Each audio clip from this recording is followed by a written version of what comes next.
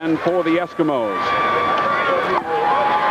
They will update the rule changes as we go along here this evening for 1986. The first one, which will become obvious right at the opening kickoff, is that you must kick off from your own 35-yard line, and it is certainly giving offensive teams better field position. Matt Dunnigan loosening up because the Eskimos will get the ball first here tonight. Chris Skinner from his own 18-yard line.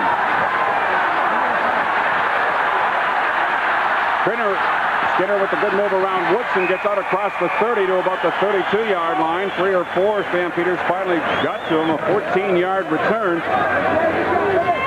And there you see the offensive backfield of the Edmonton Eskimos. Skinner and Jones, the starting running backs, as Al mentioned to you moments ago. Stefan Jones replacing Chris Woods, who was traded to Toronto just a few weeks ago. Steve Howlett getting a start inside tonight ahead of Marco Sinkar. Brian Kelly and Rick House returns to the lineup tonight after missing half of the 85 season due to a separated shoulder. The Eskimos come out with a little swing pass to Milson Jones, and it's brought down immediately for a loss on the play back at the 25-yard line. Boy, Dale, they just brought everybody on the first play. As you take a look at that defense, Hallman, the outstanding youngster from Auburn, who is number 99, they expect big things from him. A little small at 6 foot, 239 pounds, but they tell us a great pass rusher.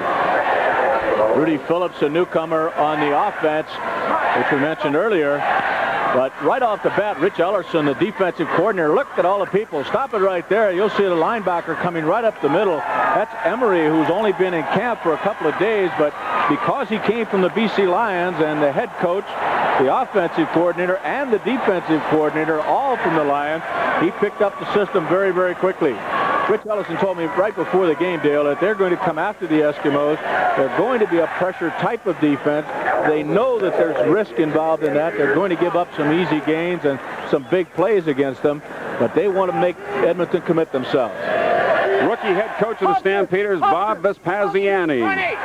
Assistant coach in BC just prior to this assignment. And, of course, he was with the Winnipeg Blue Bombers for 6 years as an assistant. The two players involved in that opening play, Milson Jones with the football and the tackler Alvis Satelli, a rookie linebacker, both shaken up and have had to leave the playing field for this second down and 18 situation for Matt Dunnigan and the Eskimos from the 25.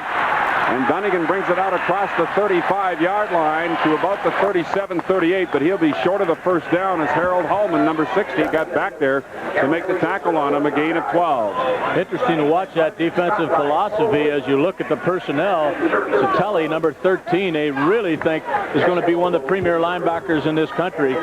He's a newcomer, along with Greg Peterson at that safety. The other defensive backs, all imports for the Calgary Stampeders. Peterson, of course, replacing Daryl Moyer, who was traded to Montreal during the offseason. Peterson is a 3-year veteran, but now getting a chance to start. And Tom Dixon, who was the Western All-Star punter last year. It's an end-over-end kick, bouncing at the 30, and picked up at the 20-yard line by Tag Rome, a former Eskimo, and he brings it back to the 35-yard line. Jeff Volpe, a rookie defensive back for the Eskimos, in on the stop. A 53-yard kick thanks to a good bounce and a 15-yard return. Now the Calgary offense for the first time this evening. Rick Johnson at quarterback with Dwight Beverly and Greg Feger in the running back positions. And the only newcomers we mentioned earlier, Marshall Toner among the receivers. Rome, Tolbert, and Alexander, all returnees. First down, Stampeders, the ball at their own 35. No score, we're early. Penalty marker down at the line of scrimmage, and Johnson's pass is knocked down right in the backfield by Andre Pinsett, number 91. Pinsett jumped offside, I believe, Bill.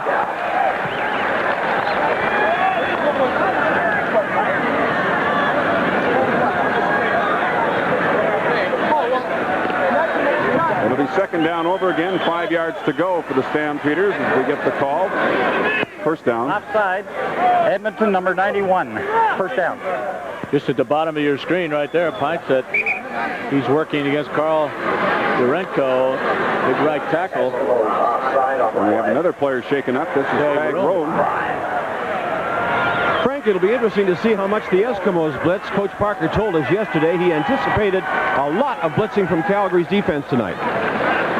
You see the newcomer outlined in red there as far as the offensive line of the Calgary Stampeders. Rob Smith, who came in that trade that Dale just talked about from the Toronto Argonauts. And a big, tough front four for the Edmonton Eskimos. Zachary, Mandridge, Pinesett, and Kuhne. The tag roam out of there. Rob Bresciani, number 11. Moves in offensively for the Stampeders on 1st and 5. Dwight Beverly takes the handoff, and he is stacked up after a gain of a couple, and there's another penalty marker down at the line of scrimmage. Tom Tuine, number 88, in on the tackle. It looked like Zachary to me that time, Dale, who jumped offside. Take a look at it. He's number 92. Appeared to move before the ball was snapped. Encroached upon that 1-yard area, and Calgary will get their first down of 1986 on 2 offside penalties.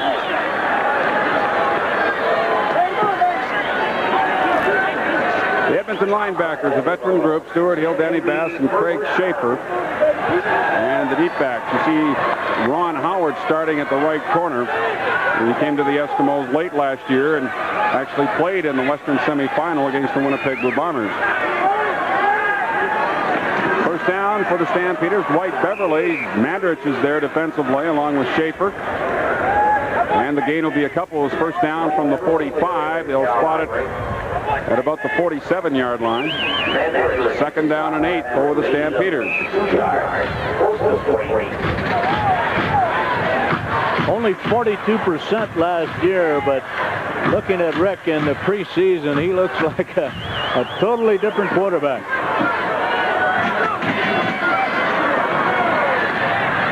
Johnson trying to go to Greg Feger, and now a late penalty marker comes down. Craig Schaefer, number 43, one of the linebackers, along with Danny Bass in the area. It looks like Bass may get called for pass interference here.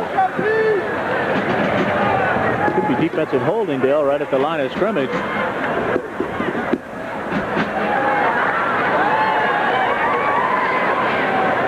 Pass interference is the call. The 3rd penalty of this ball game, all against the Eskimos.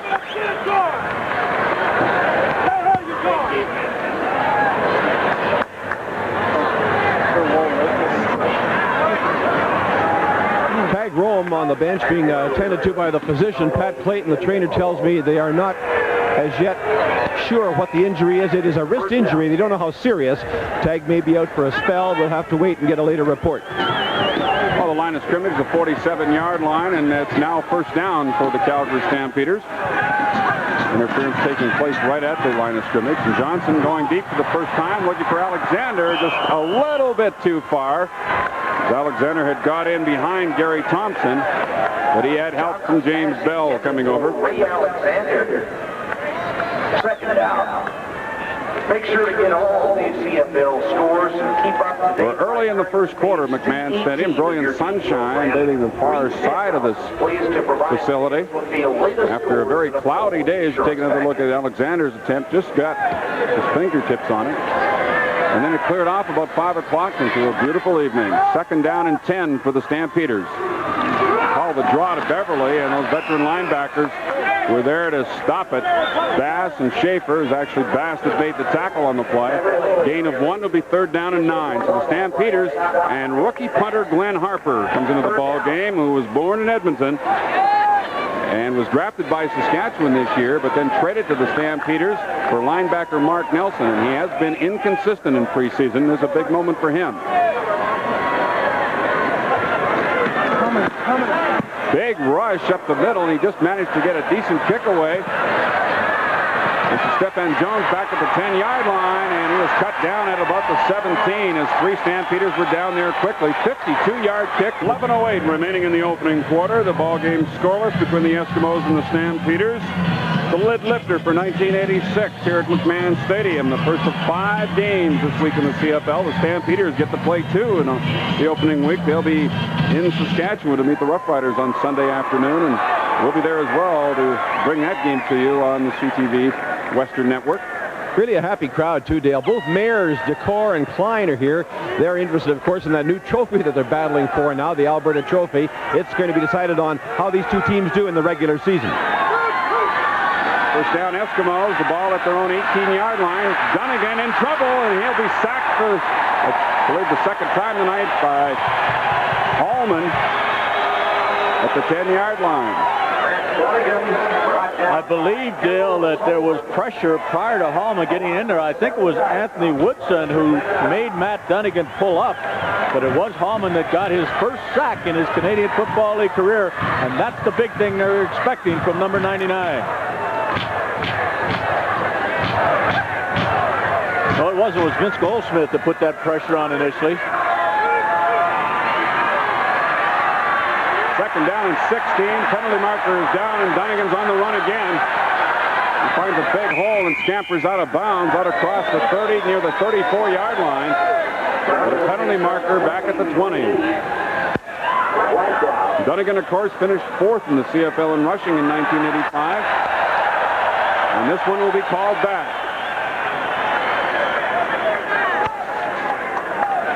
Penalty will wipe out a 24-yard scamper by Matt Dunnigan. Well, it seemed that the wind was a factor in this ball game as far as the kicking game was concerned prior to the kickoff. Does it still favor the Eskimos?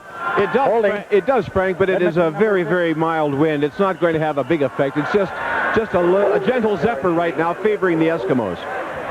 Steve Howlett, number 89, shaken up for the Eskimos, and he leaves the ball game. So the Eskimos will have a change offensively, and that should bring Marco Sinkar in. And the Eskimos are looking at second down and about 17 yards to go. The line of scrimmage at their own 5-yard line. Well, I think it's more like 22 yards to go. It's so far back there. At the goal line, Dunnigan takes off again. Dives for the first down marker at the 30-yard line.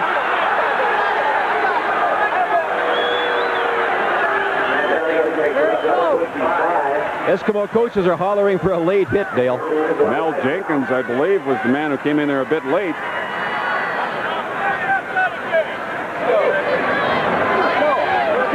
And there is a penalty against the Stampeders. That'll move the ball all the way out to the 45 after a 24-yard gain. Well, that is really discouraging for a young defense to have the Eskimos pinned in all the way back inside their own 15-yard line and allow them on 2nd and 22 to pick up a first down. See how they react to that adversity.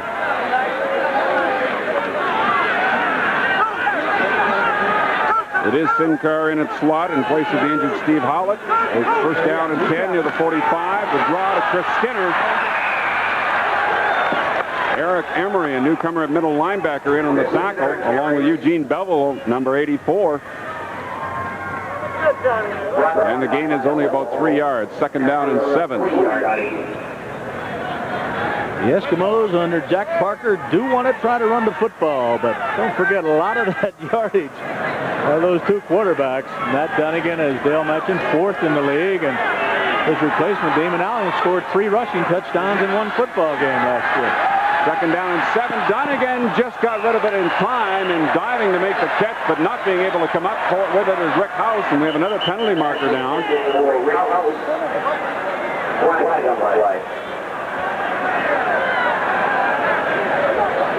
Pass interference, Calgary this time. Wow. Flags falling almost every play. Frank, Let's listen. The officials are in mid-season form. Number 35, first down. That's Eric Emery, the middle linebacker, being called for interference that time. He's only been in Calgary for a couple of days. He was with the BC Lions last year, and then Bob Vespasiani, of course, knew Emery very well, being the linebacker coach with the Lions last year, and BC didn't have room for him, so the Stampeders picked him up and inserted him into the middle for tonight's opener. First down for the Eskimos, the ball at the Calgary 51-yard line, and Skinner takes it down to about the 46. Gain of close to 5 on the play. Good tackle by Woodson, the linebacker, on that side. Don't have your cable in there, okay? Woodson and Satelli, the two outside linebackers, 96 and 13, both from the University of Hawaii. Frank, we're looking at number 67, Rod Conop. He's playing with a bad hand, actually. He dislocated his thumb in a preseason game, and then playing softball at the team picnic Sunday, he broke his little finger and took 12 stitches in the hand. Another penalty marker, 2 of them down as Dunnigan completes it to Milson Jones. And well, Hallman jumped offside, the newcomer number 99. After every play. This is going to be about the 7th or 8th penalty call already, and we still have half of the first quarter left to go. It would appear to be against the Stamp. Offside. Calgary number 99 declined. First down. Harold Hallman, number 99, the rookie from Auburn.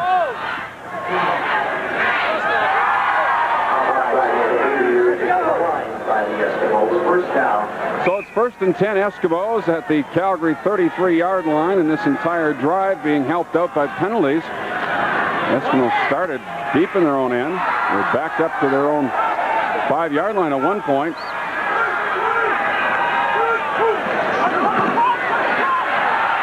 Stu Laird with pressure and gets to Dunnigan at the 40-yard line, helped out by Beliveau. I'll tell you, Dale, they're just doing a good job of outnumbering the blockers of the Edmonton Eskimos. There's Stu Laird, number 75. Watch him just find a gap in here. They are bringing everybody on this play. Good defensive strategy so far by the Calgary Stampeders, and Laird winds up wide open. Beliveau in there as well, as the Calgary Stampeders put the Eskimos all the way back to the 40-yard line. Looks like one of the backs, Chris Skinner, missed the block that time, so it's 2nd down. About 17 yards to go. Dunnigan deep down the middle for Sincar, picked off by Greg Peterson. His first ever CFL interception. The man replacing Daryl Moyer gives the ball to the Calgary Stampeders, albeit deep in their own zone. So it is still scoreless here in Calgary. We'll be back. A 24-yard run to get this drive started by Matt Dunnigan. He ends it himself by putting up a floater intended for Marco Sincar, but badly overthrown. And young Greg Peterson gets his first CFL interception. Calgary takes over on their own 2-yard line. And Rob Bresciani. And look at the wave. All right. Bresciani still in the ballgame, place of the injured tag. Rome as the Stampeders go on offense. Dwight Beverly gets the handoff, and he is stopped right at the line of scrimmage for very little gain, if any. What a magic scene here at McMahon Stadium. The first time I've seen a wave here in a long time, and they're having a ball. That's great to see the enthusiasm back here. And watch Danny Bash, the veteran linebacker, 30, just step up into that hole and make the stop. Very little gain on the play. 2nd and long from the end zone now. Johnson throws. Incomplete. Rob Bresciani inside of James Bell. Should have had it, but it'll bring on the punting unit. Bill, I don't recall the exact percentage of completions by Johnson in that BC game, but there were at least 5 or 6 dropped by receivers that could have improved it considerably. And that's the kind of catch you have to make when you're pinned down on your own 2-yard line. The ball was right there. Puts an awful lot of pressure on this young kicker. He got a 57-yarder the first time out. Now he's punting from 10 yards deep in the end zone.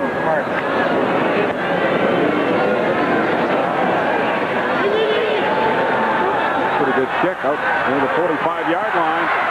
And Tom Richards diving inside the 40. So the Edmonton Eskimos have great field position, although there is a penalty marker down at the line of scrimmage. Anthony Woodson making the tackle. Well, they're going to turn to the young 8-yard return. Kicker Glenn Harper. It may well be against the Eskimos.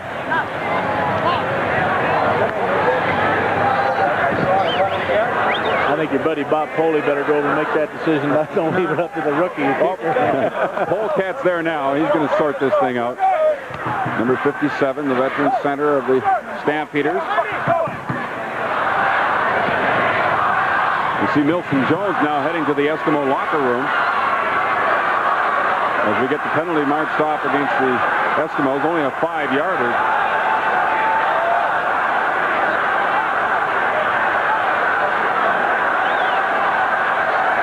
Side against the Eskimos, so we get the kick again. This time Harper will stand about 5 yards deep.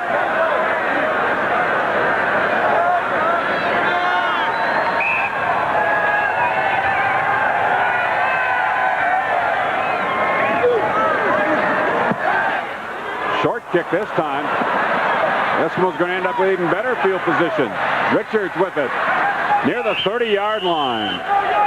So as it turns out, the penalty actually works in favor of the Eskimos, as they are now at the Stampeder 31 on the return by Tom Richards. The tackle made by Mel Jenkins. Eskimos really high on young Tom Richards, Dale. He's out of the University of Alberta, and good size, good attitude, and Coach Parker was telling me in camp that he thinks he's going to be a fine football player. Well, great position for the Eskimos as they take over on Calgary's 31-yard line with 5 minutes remaining in this first quarter. There's no score. Dunnigan under pressure again, and Anthony Woodson, the blitzing linebacker, has himself a sack, and they've been all over Dunnigan in this first quarter. Boy, they're just doing a great job of laying back. Look how far back Woodson is off the line of scrimmage. They bring their front four, and they create the gap right here for Woodson to come through. He gets through there clean. See him just going inside. Stu Laird, number 75. The offensive line slid outside, and it's about an 8-yard loss once again. Looks like Dunnigan either takes off with the football and does a great job running it, or is under tremendous pressure. Exactly right. He's been sacked 3 times now in this first quarter. Second and long. Dunnigan in trouble again and goes down at the 50-yard line. Ball popped loose, but it was called dead. Stu Laird, number 75, who is a starting defensive end now for Calgary, got there. Well, Dale, we talk about the Calgary Stampeders wanting to be a pressure type of defense. This is exactly what that means. Great pressure on Matt Dunnigan, and the Eskimos are going to settle for no points in all likelihood with a first down on Calgary's 31-yard line. Good defense. And, of course, they were intercepted on the drive previous when Greg Peterson picked off that deep pass for Marco Sinkar to snuff out an Eskimo drive. And then the Stampeder defense does it again by pushing the Eskimos all the way back to the 49-yard line and forcing them to punt. Dixon drives this one into the end zone to Peterson, and he'll have no choice after wasting some time to give up a single point here, because he's not going to get out of the end zone and wouldn't want to. The Stampeders, but thank the Stampeder defense for pushing the Eskimos out of field goal range. I said they weren't going to come away with any points, Dale, and Dixon hit it 64 yards. So it's Rick Johnson and the Stampeder offense back out there at their own 35-yard line. First and 10. Tag Rome still out of the ball game with an elbow injury. Bresciani in his place. Johnson finding Greg Feger open, the 40-yard line. Brought down by Craig Schaefer at the 39. And it's a gain of just 4 yards on the play. And Greg Feger, career high 44 catches last year for the Stampeders. Dale, you mentioned Tag Rome being out. I just talked to Tag, and he's very concerned. He says on a punt play, he got his elbow hit so hard that he felt he had broke his arm, but now he doesn't think so. Kind of like a jam on the crazy bone. He has no feeling in his hand. And he can't go back until the feeling comes back, of course. Second down and 6 for the Stampeders. Johnson looking for Ray Alexander, and he can't squeeze it. Good coverage there by Gary Thompson. And it'll bring on the punting unit once more. Excellent coverage by Thompson, a fifth-year pro out of San Jose State. Look at this. Alexander's got good speed and even tries to push off of the Edmonton cornerback, but he's right there with him, so the Stamps will have to kick it away once again. They have not yet picked up a first down by offense. They have by a penalty, but I believe that's all. 2 of them. Stephen Jones and Tom Richards are the deep men awaiting this punt now from Glenn Harper. Moving up to take it at the 28-yard line, Stephen Jones. Nowhere to go, and he is brought down the ball, and it's picked up by Eric Emery. The Stampeders with the big turnover down at the 21-yard line on the fumble by Stephen Jones.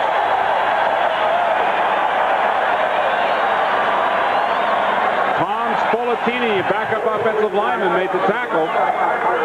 Dale, once again, talking to Rich Ellerson, the defensive coordinator, said, you know, we've got to have a defense and specialty teams that puts the ball on the ground once in a while, gives our offense good chances to score. This is exactly what he's talking about, the 21-yard line. Emery also got in there and I think was the one who actually jarred the ball loose, and he made the fumble recovery, and now Rick Johnson, the Stampeder offense, first down at the Eskimo 21-yard line. The give is to Greg Feger. He spins and picks up a couple of more, and he should have a gain of close to 3 yards on the play. 2nd down and 7 coming up. Danny Bass, the middle linebacker, making the tackle. And you'll see Rick looking over after each offensive play towards his bench. They are signaling in every play to the young quarterback. He obviously has the right to call it off with an audible, but every play is being sent in from the bench. 2nd down and 7. Bit of a fake. Beverly, end zone for Bresciani, incomplete. James Bell was there, and he was actually closer to the football than Bresciani. Good defense that time by Bell, not allowing the receiver to get anywhere near the ball.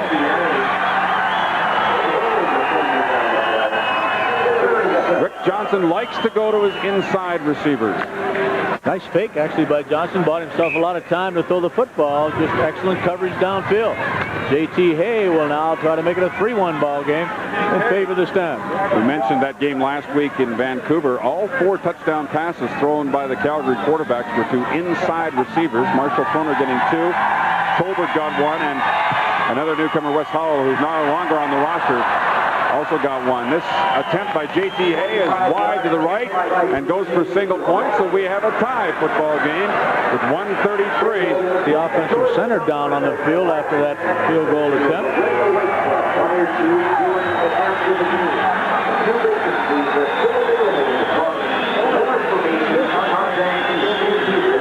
Bob Pulley, as you see, came over from the Saskatchewan Roughriders in a 3-for-3 trade before the start of the 85 season. Going into 86, the Stampeders have 9 new faces in their lineup, 5 of them starting tonight, while the Eskimos have 5 new faces on their roster and 2 of them in starting positions. Both of them on offense, Stephen Jones and Rudy Phillips.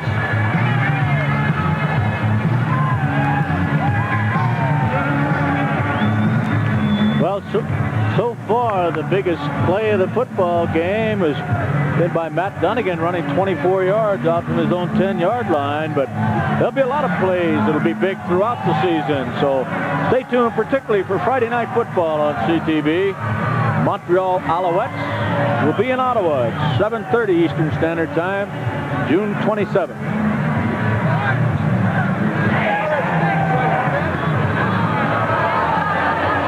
Looking at those football fans, Dale and Frank, I had to laugh. I saw an Eskimo fan wearing a Montreal Canadiens hat. He really wanted to rub it in.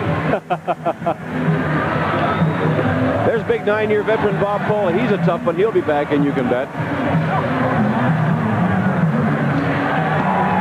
So it's Matt Dunnigan and the Eskimos taking over at their own 35-yard line. The game tied at 1.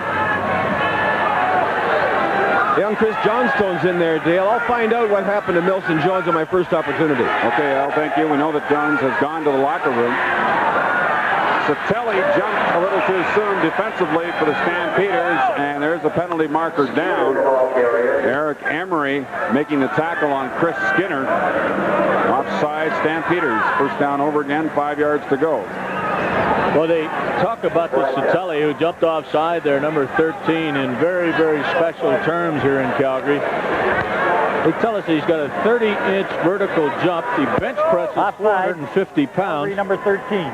First down repeated. And at 230 pounds, he runs the 40 in 4.5.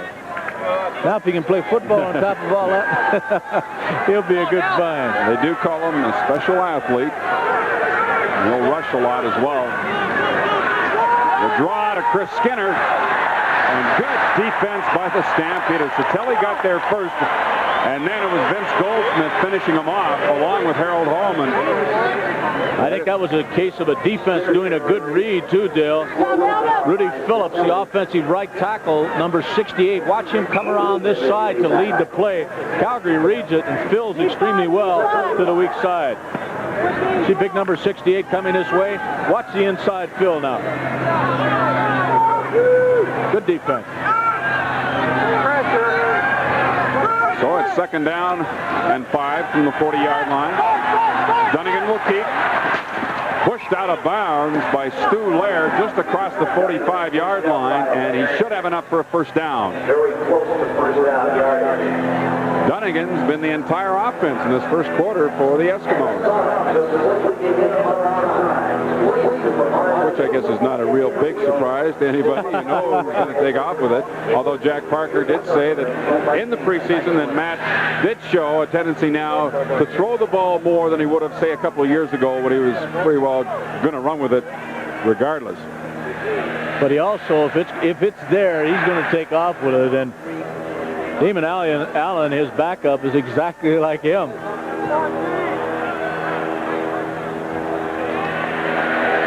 Well, he'll be a little bit short of the first down, shy of the 45-yard line. And it'll be third down for the Eskimos. And we see that Milson Jones has returned and is walking towards the Eskimo bench on the far side of the field. Third down and just a little bit for the Eskimos. With 10 seconds remaining in the opening quarter, we're tied at 1. Dunnigan keeps, and he has the first down. No more play? And get him for a first down. 3 seconds left on the clock, so we have time for one more play here before the opening quarter comes to an end. Number 14 there with the clipboard is Brad Taylor, number 3 quarterback for the Eskimos. And of course, the rosters this year, 35 players, including a third quarterback. Very exciting first 15 minutes, even though the score doesn't indicate that. Dunnigan trying to go to Rick House. It's knocked away by Greg Peterson, and a penalty marker comes down immediately. Rookie head coach of the Stampeders is not impressed with that call. With that penalty, of course, we'll have one more play in the first quarter. Pass interference. Calgary number 24. First down.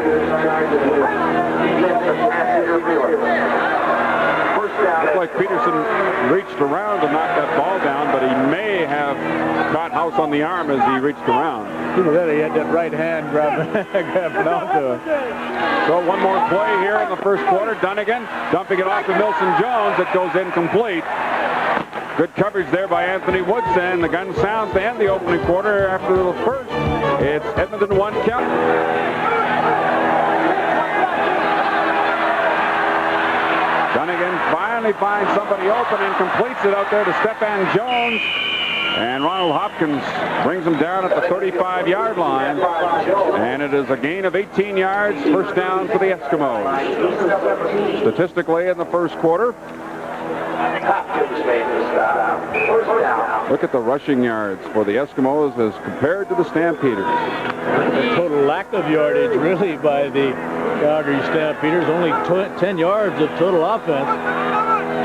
The defense has done the job so far.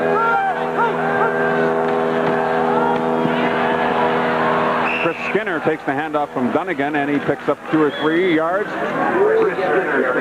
Anthony Woodson, the outside linebacker, number 96. The man who got to him first to bring him down.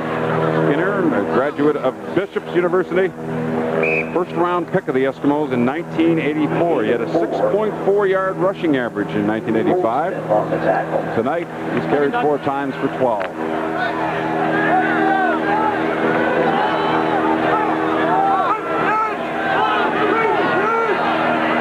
Second down and 7. A little better protection for Dunnigan. He dumps it off to Chris Skinner, and he started to run with it before he caught it. You're absolutely right, Dale. Excellent protection for Dunnigan there. And hitting Skinner coming out of that backfield wide open. He had an easy first down. All he had to do was hold on to the football. Air Canada is the official carrier. So that brings out the field goal unit. And Tom Dixon will be trying from 38 yards out. Dunnigan doing the holding. Dixon was good on 25 of 36 last year. Did not have a good preseason, though, Dale. No, he sure didn't. But he starts the regular season connecting with his first field goal attempt. So with 13:02 remaining in the second quarter, it is now Edmonton 4 and Calgary 1. We'll be back in just a moment.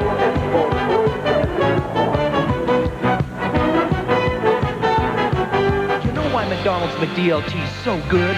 Lettuce, onions, pickles, real cool, all the taste you love to crunch. And your McDLT's 100% pure beef, the taste you want so much. And then we add tomato, mayo, processed cheese to make one amazing taste called McDLT. It's two-part harmony. That's McDLT. McDLT, it's how McDonald's makes lettuce and tomatoes sing. It's a good time for the great taste of McDonald's. We always thought we were too young to think about life insurance. All we ever thought about was seeing the world. Then our London life agent told us about a financial package called Freedom 55. It gives us all the life insurance protection we need, and it's going to help us retire as early as age 55. So we'll have lots of time to really see the world. London Life believes life insurance is also for the living. Ask us about Freedom 55. The way I see it, our life insurance is going to help us get more out of life. Kickers have accounted for what little scoring there has been so far.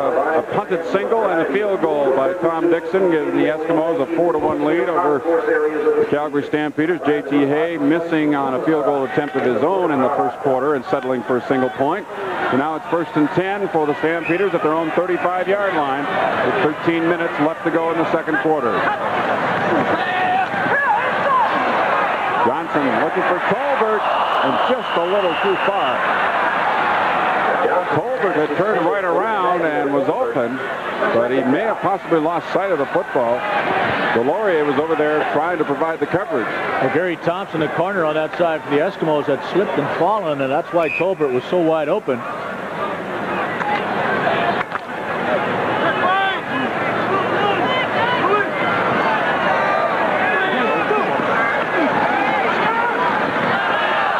Wide open in the middle, Emmanuel Colbert. First down for the Stampeders out to the 49-yard line.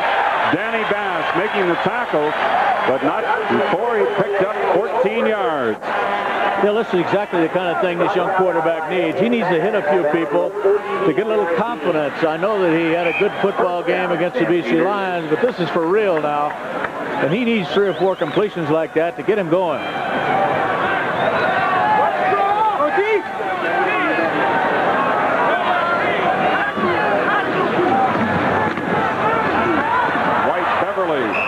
Across the 50, out near the 52-yard line. Again, Bass is in on the tackle. Dan Kearns also in there. Al, go ahead. Excuse me, Dale. I was just going to refer to Frank's comment about Rick Johnson. What a refreshing young athlete he is. Talking to him before the game, you think these athletes demand special attention? Rick said he came to the game. He said, I just put on my sunglasses, grabbed my Walkman and my playbook, and jumped on a city bus and came to the game.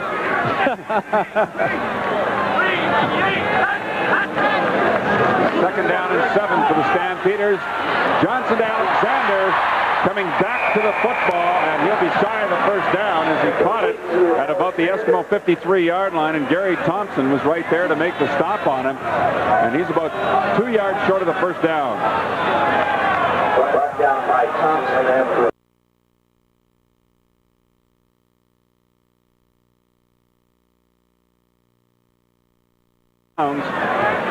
and he played 8 games last year for the Stampeders.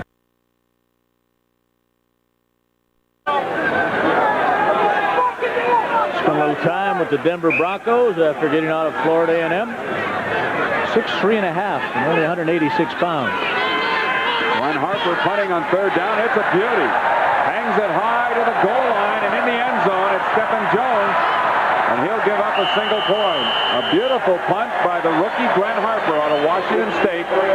And it is now a 4-2 ball game with 11:01 remaining in the second quarter. 55-yard punt. And this is football, right? This isn't the continuation of the look like that hockey, Battle of Alberta Part 1. Attention, ladies and gentlemen, the Stampeders would like to thank Folsom Alberta Brewery. So it is first down for the Eskimos at their own 35-yard line.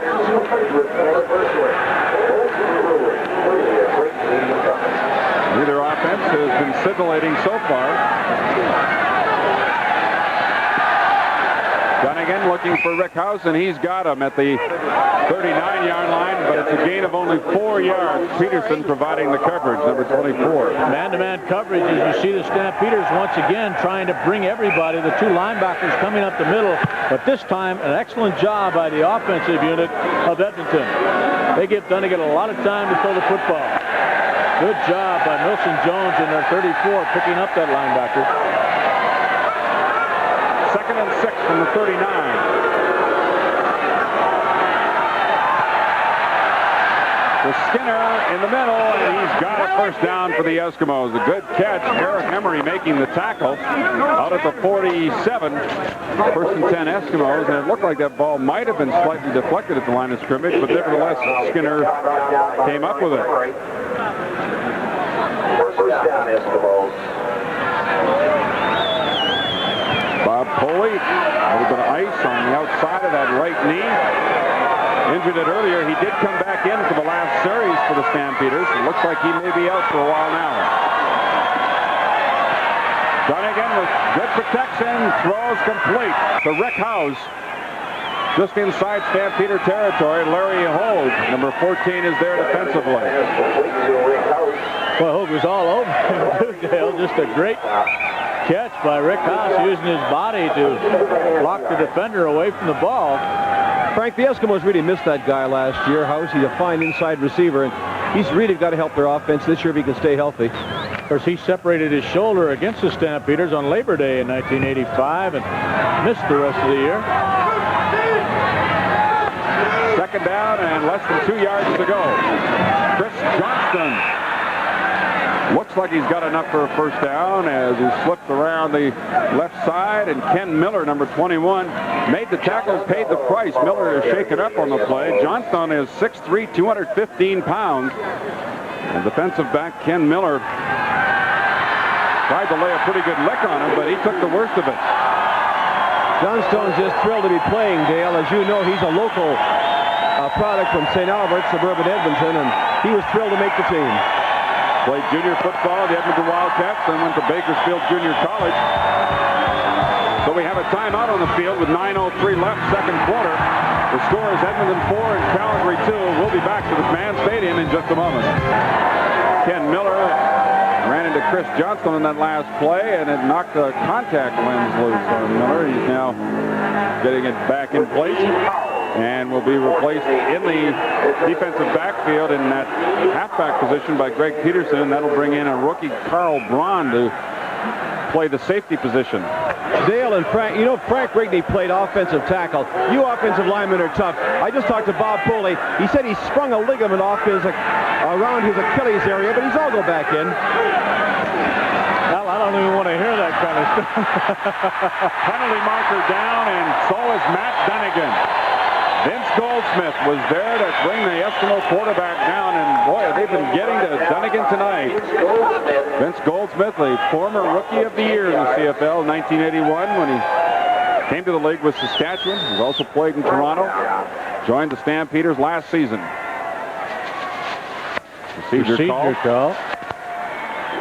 Bill, you've got to be really impressed with this Stampede defense so far. It's obviously a little difficult for the offense to be as advanced at this time of year, particularly for a ball club like this who only had 2 preseason games like everybody else, of course, but they had to make an awful lot of changes personnel-wise, and obviously with a brand-new coaching staff, they're at a bit of a disadvantage offensively. The defense looking fine, though, with a new defensive setup as well. 2nd down and 20 yards to go. Goldsmith trouble again, but he does a great job of getting away from it, finding Milson Jones open, and Jones takes it to the 40-yard line. Should have enough for a first down. Ronald Hopkins making the tackle. Bill, remember the pregame show that I mentioned? Dunnigan buying time to throw that football is even more important than his scrambling ability as far as rushing yardage is concerned. This is just an outstanding play by Dunnigan. Vince Goldsmith right in there, and he's a very agile athlete to try and get around. He's running the wrong way and puts the ball right on the money. 22-yard gain. Oh. Down to the 40-yard line. 1st and 10 for the Eskimos. Plays like that, what made Matt Dunnigan the All-CFL quarterback last year. Play action fake to free some linebackers, but nobody gets open. Dunnigan takes off, pops up the football. Anthony Woodson has got it for the Stampeders. Vince Goldsmith made the tackle on Dunnigan from behind and knocked the ball loose. Dale, because of that scrambling ability and the propensity to use it. Matt does have a tendency to fumble the football. You can't really blame him for that because Vince came from the side, but Dunnigan did fumble the football 9 times in 1985. Watch Goldsmith come over there and strip him from the football. And Dunnigan didn't get a chance to switch arms with the football either. I don't think he really saw Goldsmith coming. First down for the Stampeders. Johnson goes to tag Rome, who's back into the game. Referee right there rules he trapped the football. Incomplete pass. It'll be second down and 10. I think there's also a penalty against the Stampeders. Take a look at it again. Well, I think it was a good call. The tag tried to do a job of taunting the official a little bit. They're talking to the Eskimo defensive unit. I believe Calgary will be called for holding on the play. Anthony Tag Rome was taken up earlier in the ball game. Injured an elbow. See, he's heavily taped now. 51. First down repeated. 51 is Randy Ambrosi, the starting left guard. They've made a couple of switches in that offensive line of the Stampeders to start this season. Dave Kersinger, formerly the left guard, now plays left tackle. Randy Ambrosi, who was a right guard, is now left guard. And Rob Smith, who they acquired in the trade with Montreal, plays the right guard position. Bob Foley, who has an injured knee, is in there at center, down the middle, almost picked off by Craig Schaefer. Pass intended for Emmanuel Colbert.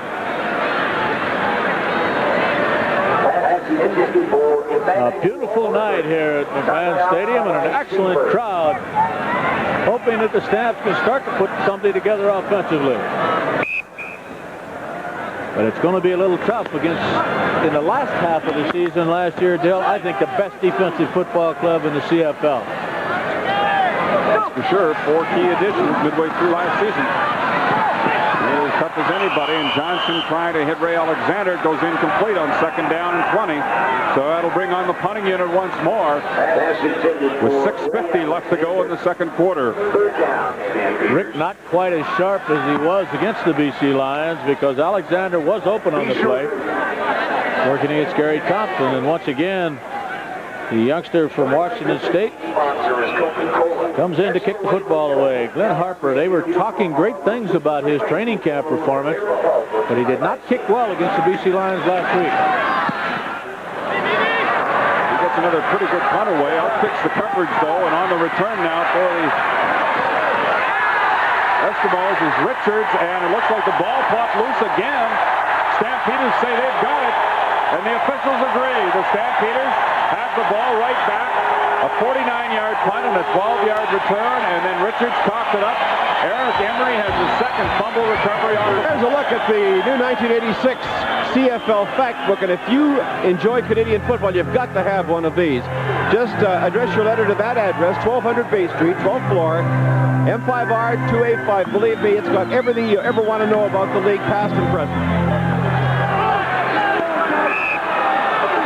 Following the fumble recovery by Eric Emery, it's first down for the Stampeders. The ball at the Eskimos 49-yard line. Fakes the draw. Johnson looking and finds Alexander coming back to the ball for a first down. There is a penalty marker down again. There's interference downfield, Dale, but we can't tell on which ball club. Danny Bass in on the tackle. Calgary. Alexander apparently pushed off the defender. We saw him do that a little earlier on a ball that was incomplete. Good fake to Beverly by Johnson as he's just about to be hit.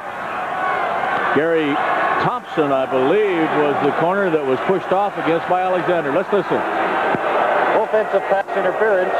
Calgary number 88. First down repeated. That puts the ball back at the Calgary 51. First down over again and 20 yards to go.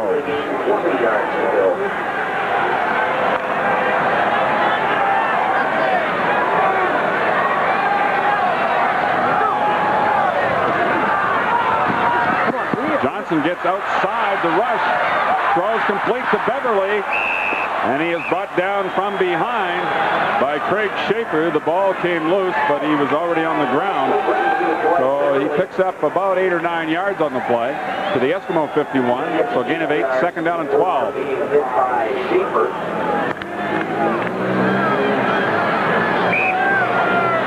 Mike Gromer checks into the offensive backfield for the Stampeders in place of Dwight Beverly, who's shaken up.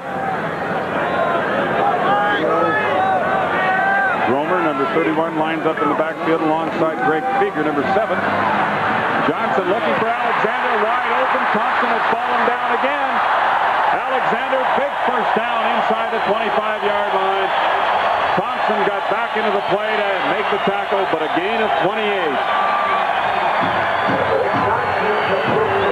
You know, Fred Fleming was telling me before the ball game that some of the players were saying that if you have new shoes, you should not wear them on this field because the field is too good. The field is brand new, and they can grip so well with a new pair of shoes that they'll have trouble from time to time, and certainly Gary Thompson has shown that. 2 or 3 times Thompson has fallen tonight. That one cost him 28 yards. Down the middle, Romer is hit hard by Danny Bass as he had to go up in the air and really extended himself. The pass thrown a bit high. There's a penalty marker at the line of scrimmage. Looks like it's going to go against the Eskimos. Romer's out of western Montana. Originally drafted by the Stampeders back in '83, but he spent a couple of years out of the coast with the BC Lions. Didn't play a whole lot. Offside, Edmonton number 91. First down repeated. Inset once again. It looked like he lined up offside that time rather than jump before the ball snapped. They've had a lot of problems with playing. Dale Beverly's back in the backfield. He was only shaken up. 14 penalties so far in this ball game. 1st and 5 now for the Stampeders. Johnson quickly looks left, finds Marshall Corner, the rookie. He has a first down inside the 10-yard line. Ron Howard forcing him out of bounds. And this is the kid that they talked so much about in the last week or two, a free agent that they picked up from the University of Saskatchewan. 2 touchdowns last week in preseason against the Lions, and they talked so much about his attitude, wanting to go after that football and just being so happy to be able to play. He starred in football, hockey, and track at the University of Saskatchewan. 1st and goal, Stampeders. What a reverse here to Dwight Beverly. He gets to the 5-yard line. Craig Schaefer, number 43, in on the tackle. The gain is about 3. It'll be 2nd and goal. Dwight Beverly joined the Stampeders last year and appeared in 4 ball games. Considered a power running type of tailback. They spot the ball at the 4, so it's 2nd and goal from the 4-yard line. We have not had a touchdown here yet tonight. Johnson looking for one now, and he's got it. Ray Alexander, major for the Stampeders. Just a great throw and a great catch as Alexander was a bit off balance as he turned to the outside, and Johnson had to put something on that ball.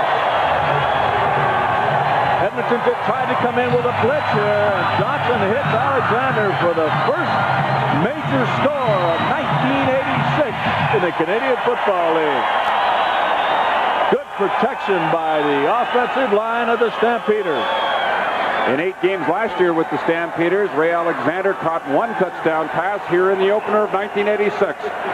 He scores the first major for Calgary, converted by J.T. Hay, and of course that's automatic. He's the CFL record holder. He now has 256 consecutive converts. And has never missed one. Never. And first year in Ottawa, and then 8 years here in Calgary. 7 years here in Calgary. And they've got something to cheer about at McMahon Stadium as the Stampeders go in front. 9-4 over the Eskimos, 3:23 left. The touchdown mark, 49 yards in 5 plays.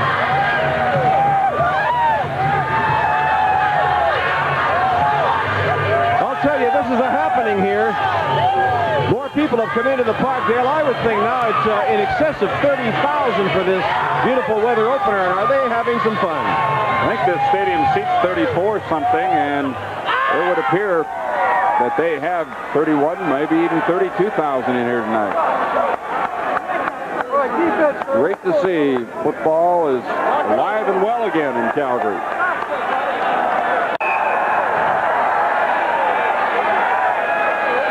J.T. Hay to kick it off from his own 35 following the major score. Chris Skinner chased back to his own 7 or 8 yard line.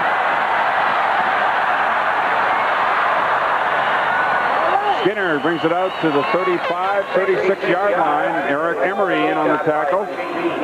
Garrett Dahl, number 97, was there as well. 27-yard return for Chris Skinner. They stay out there with the rest of the offensive unit of the Eskimos. They now trail by 5. Yeah, it's a very important series for Calgary defensively because Matt Dunnigan has a history of when they get scored upon coming right back and right back quickly.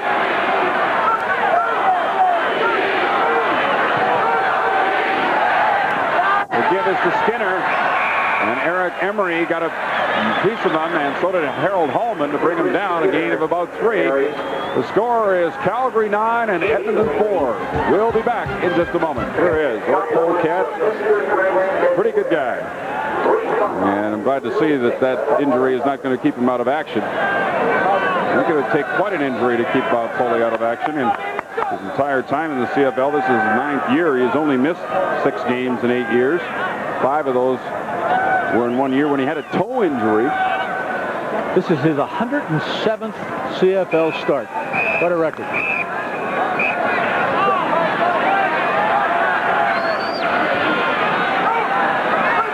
Second down and 7 for the Eskimos from their own 40-yard line. Just nobody open, and Dunnigan finally goes down. Harold Hallman, number 99, the rookie out of Auburn, finally breaking through there because Dunnigan initially had time to throw, but nobody was open. Well, Dale, you recall earlier that Vince Goldsmith stopped Dunnigan and Hallman got a sack. I think that'll be his second official sack of tonight. He played in the Japan Bowl in 1986 and had 12 tackles and 3 sacks from the defensive tackle position. A very productive young athlete. And everybody was talking about them sacking Roy DeWalt last week in the exhibition game 7 or 8 times, and they've got 6 sacks against Dunnigan already tonight, and still in the first half. And he's the toughest guy to do it. Peterson brings it back to about the 32-yard line. Jeff Volpe in on the tackle. 52-yard punt by Dixon and a 4-yard return. Calgary would dearly love to move it down to at least field goal range for J.T. Hay. He has a slight wind advantage. There's 2 minutes and 16 seconds as Calgary takes over at their own 32-yard line. Last time they had the ball, they moved in and got a touchdown from Ray Alexander on the pass from Rick Johnson. First down from the 32. Penalty markers at the line of scrimmage. Tag Rome makes the catch, working against Cliff Tony. Circles the hook side and gets out of bounds with it at the 41-yard line for a gain of 9. James Zachary may have been offside on the play. There's a flag on the play. They will likely take the gain as Rome picked up 9 yards on the play. Frank, I don't know what the record is for penalties in a half, but I think we're pressing it.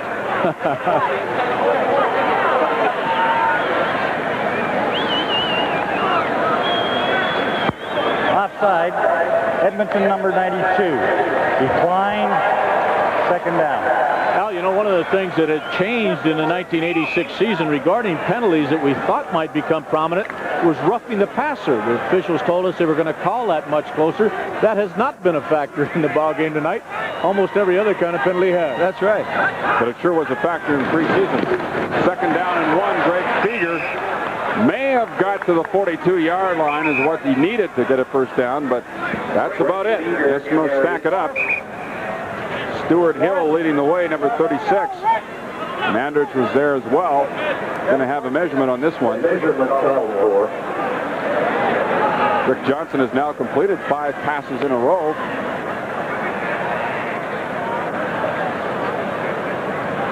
And it is the first for the Stampeders at their 42 with 2:02 left, second quarter.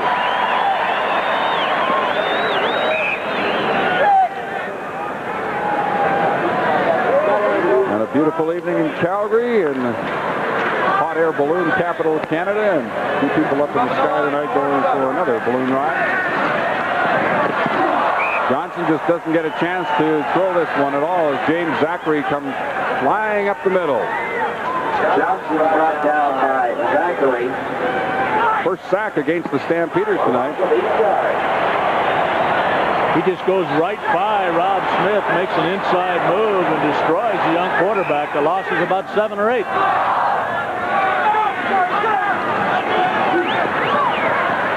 Johnson finds Colbert, but he can't get away from Danny Bass, and he goes down well short of the first down near the original line of scrimmage. So it'll be a third down punting situation for the Stampeders. The ball at the 43-yard line. Third down and 9.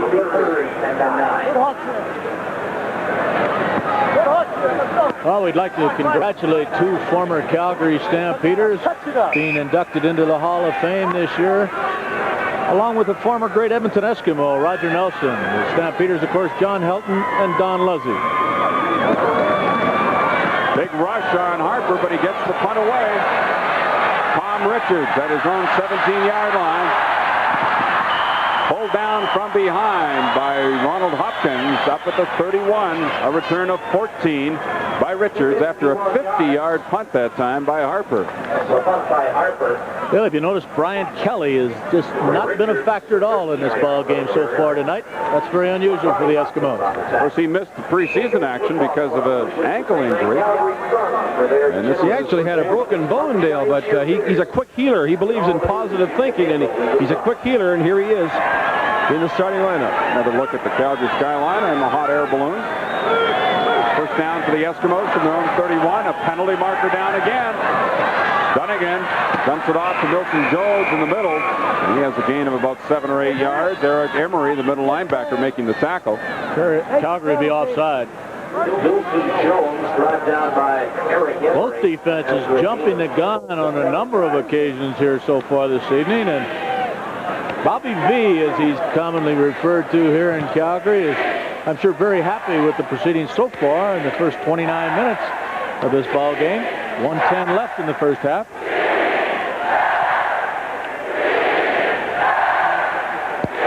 Offside, Calgary number 78. First down over. Against Goldsmith. Calgary's 9th penalty of the first half. 16 in all. First down over again. 5 yards to go. The ball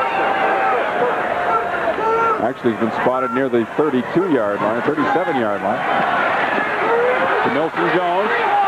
Turns it upfield and gets a first down for the Eskimos out at the 44. Stu Laird moving back from that defensive end position to make the tackle. No huddle now for the Edmonton Eskimos.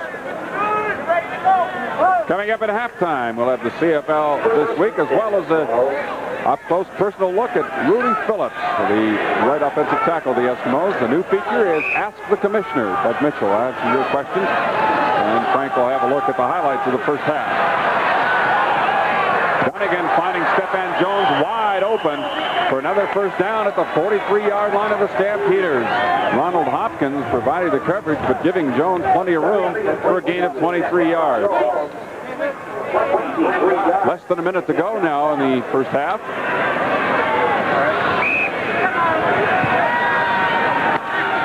The Eskimos, I think, if they do not get a first down, will not huddle and give that Calgary defense a chance to set up.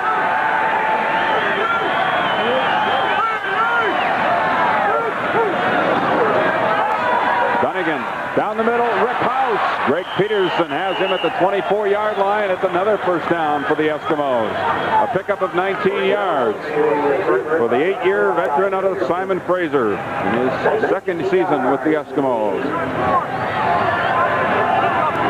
Dunnigan has now completed 7 passes in a row.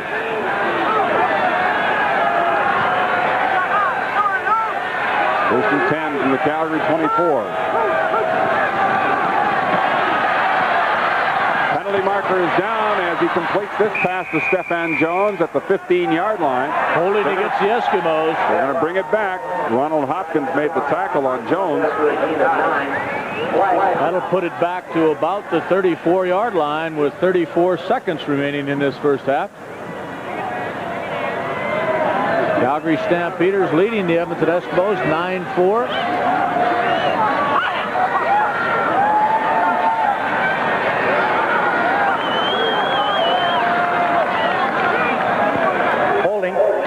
Edmonton number 68. First down repeat. Rudy Phillips, former two-time Shenley winners, the outstanding lineman in the CFL. When he was with Ottawa, cut for holding that time. And one of the great things about Rudy Phillips is he can play every position along that offensive line. Makes him extremely valuable to the Eskimos. Takes the draw to Skinner. Dunnigan with a good stiff arm gets around Vince Goldsmith along the sideline, stays in bounds, and is finally brought down by Eric Emery. Unreal. Just time after time, he comes up with a big play. And you see him signaling for a timeout now, and he managed to pick up a few more yards as he kind of lulled everybody here into thinking he was going out of bounds. I think he needs a timeout, Dale, to get his breath back. Well, they should call him Big Play Matt if they don't. He constantly comes up with him. That was Vince Goldsmith that he got around to get the leverage to the outside. They will, however, have about 2nd and 8 here with 24 seconds left, so they need to pick up this first down, or they'll have to settle for a field goal. 5 carries for 53 yards for Matt Dunnigan tonight, as he discusses things with assistant coach Paul Boudreau and head coach Jack Parker. 24 seconds left to go in the first half. And the Eskimos are looking at 2nd down and 8 from the Calgary 22-yard line, and the Stampeders leading 9-4.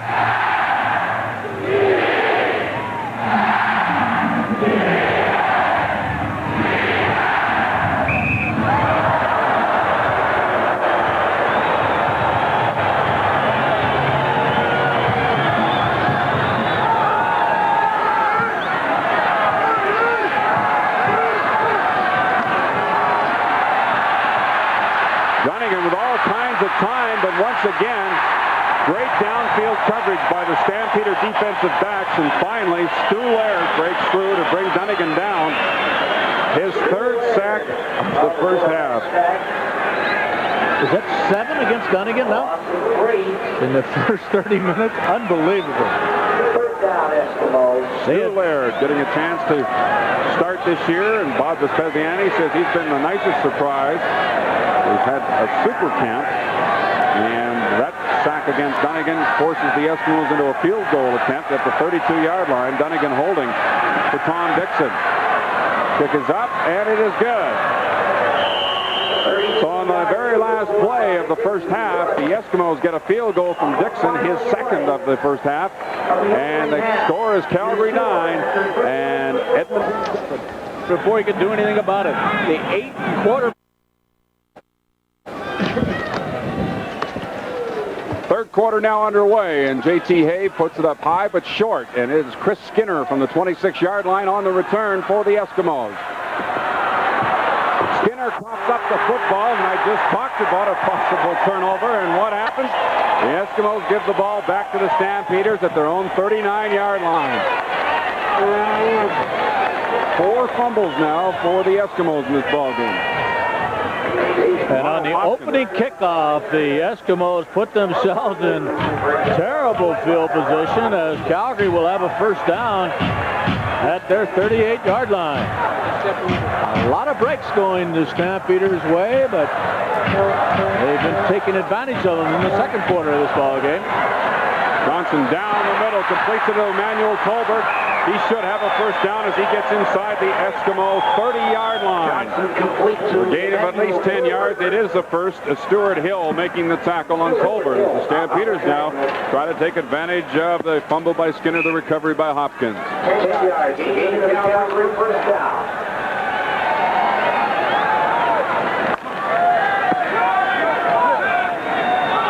Rick Johnson has now completed 7 passes in a row. That'll give him a little more confidence. Oh, wide open is Tolbert, and it hit the crossbar. Lou Laurier, the safety, was moving over to cover on Tolbert, but the goalpost got in the way. Well, it looked like he was open for just a moment to the inside, but it didn't matter. You don't see that very often. 2nd and 10 now for the Stamps. Johnson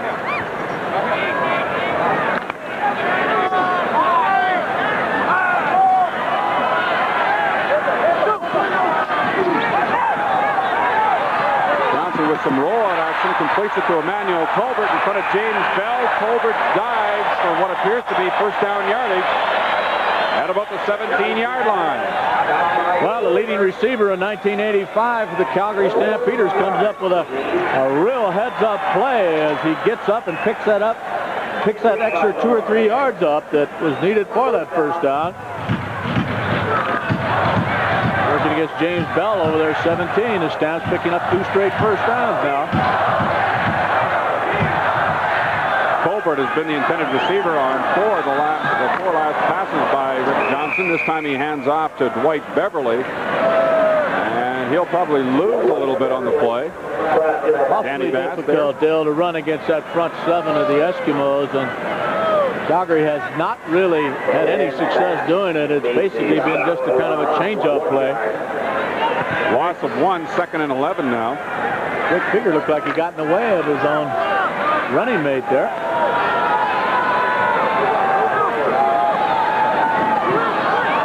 Johnson backpedaling, throws, complete to Marshall Toner, dives forward at the 10-yard line.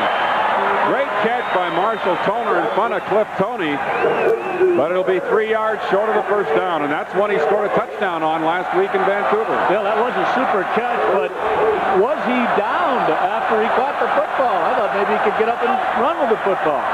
Calgary Stampeders on 3rd and 3.5 are going to gamble. Here's the end of that last play. Was he down? Toney. I guess he was. Yeah. Toney. 3rd and 3 for the Stampeders at the 10-yard line. And Rick Johnson just didn't get it to Emmanuel Colbert. It looked like Tom Tuaney might have touched that ball at the line of scrimmage. James Bell was providing the coverage, so the ball goes over to the Eskimos at the... Lose this ball game by 3 points or less. You're going to look at that as a very early turning point in this season. You got to get some points when you get down there. Now the defense is doing the job for the Stampeders here in the second half again. Harold Hallman gets the man done again, brings them down. They'll spot the ball near the 5-yard line for a loss of 5.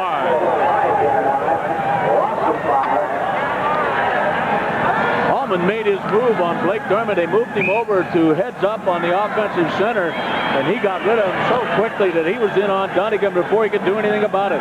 The 8th quarterback sack that the Calgary Stampeders have registered so far, and we still have more than a quarter and a half of football left here tonight. And the 3rd sack for Harold Hallman. 2nd and 15.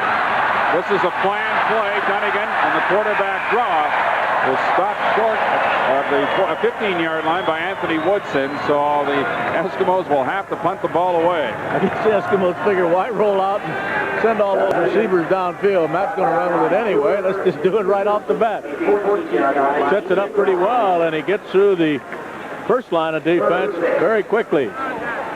Good recovery by Anthony Woodson from the far side, number 96, to chase him down. Dunnigan carrying for over 60 yards tonight, but he has been sacked 8 times, 3 each by Laird and Hallman. The punt by Tom Dixon to Greg Peterson near his own 45. Peterson goes down at the Eskimo 54. It was Chris Skinner, the first man downfield. He got just a little bit of him, enough to knock him off balance. A return of 8 yards after a 42-yard punt. Remind you of wide world of sports action coming up this Saturday. Canadian Synchronized Swimming Solo Championships. Carolyn Waldo, the world champion, competing for gold in the solo competition of the Canadian Championships. Will also be at Spruce Meadows in Calgary. And lots more for you on Wide World of Sports. This is Dwight Beverly. The ball carrier gets inside the 50-yard line to the 48. Tackle made by James Zachary. Good lead block by Greg Figure here, number 7, on the outside linebacker as he came up.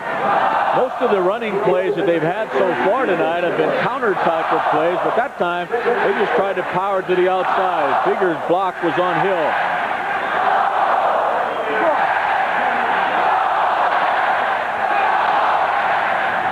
Second down and 4.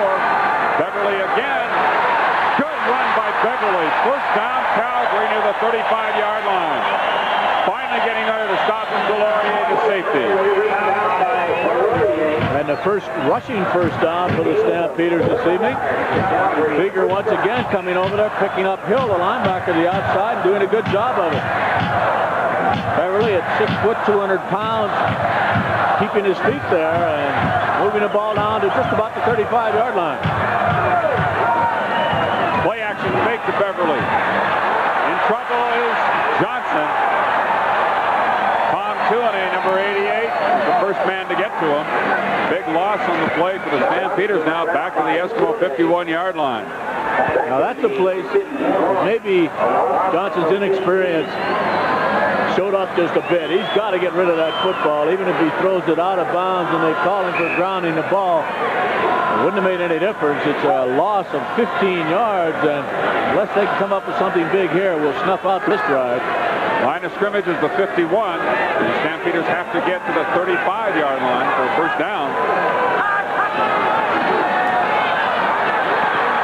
Setting up the screen to Beverly. He's got Ambrosi in front of him blocking. Beverly gets to about the 33-yard line before Schaefer manages to bring him down, number 43.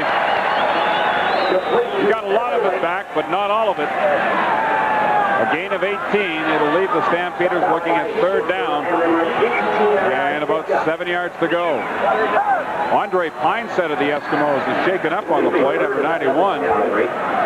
Dale, kind of ironic, Dwight Beverly is having a heck of a game, and he probably is only playing because Gary Allen missed the meeting on Sunday, eh? That's exactly right. Gary Allen, a rookie in the CFL at least, has 3 years of NFL experience. He looked good in preseason as you take a look at number 20 Beverly. As Al mentioned, Allen, who was originally on the roster after cutdown day, missed the team meeting, so he's now on reserve, and Beverly gets a chance to play. While we wait for a report on Andre Pineset, I might...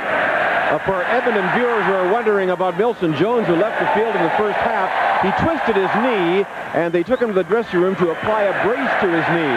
He tells me it is bothering his running to some degree, but he's staying in there. Mindset now on his feet. Third down for the Stampeders.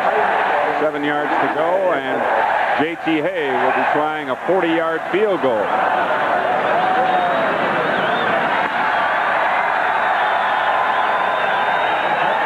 Earlier, he tried from 25 yards and was wide, went to a single point.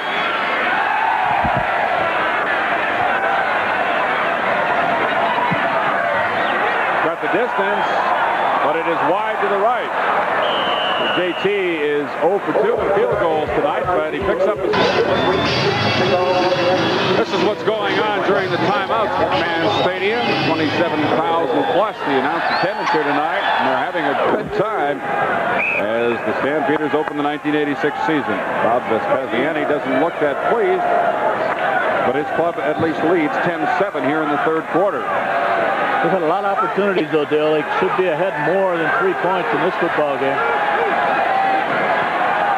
Matt Dunnigan on first and 10 from the 35 is in trouble and goes down again. Stu Laird with his 4th quarterback sack of the night. Oh, they're just coming. That's all there is to it. And they're doing it that time with just 4 people rushing. They're beating up on this offensive line of the Edmonton Eskimos. Harold Hallman, number 99, made him change directions, and then Stu Laird finished him off. Watch Stu Laird make a move to the inside and just beat the offensive tackle Portier, blocking down on him just with quickness. Watch 75. Goes to the inside. Portier can't get to him. Skinner tries to pick him up, but he gets that penetration. Isn't that amazing? Laird has 2 sacks all of last year. He's got 4 tonight. Dunnigan finally finds Chris Skinner open. And Skinner gets out to about the 29-yard line. The penalty comes down. Spearing against Mel Jenkins. He came in a little bit late. Helmet first. Absolutely unnecessary, too, Dale. They had him down. That's one of the things the officials have said that they are going to call and look for in 1986. And this is totally unnecessary.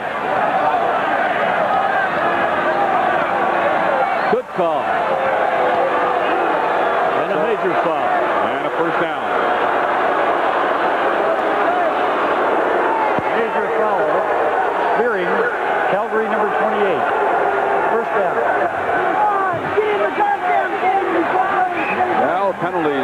penalty played a big role in this ball game tonight.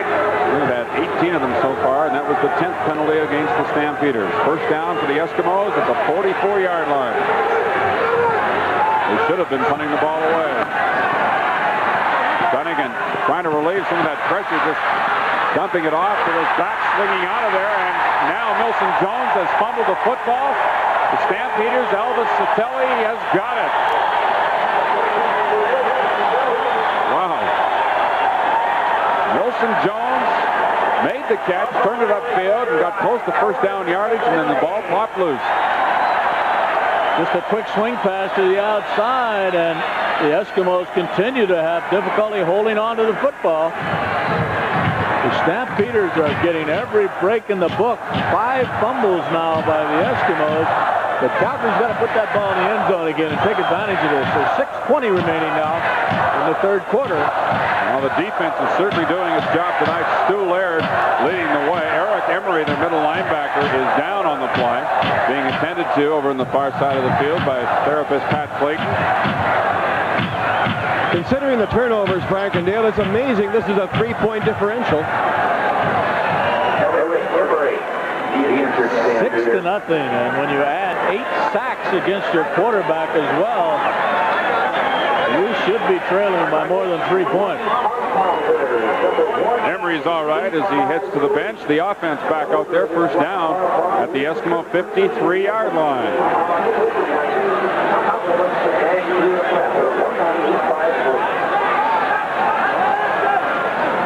Fake to Beverly. Penalty marker down as one of the offensive linemen caught for holding. It might have been Bob Foley against John Mandarich.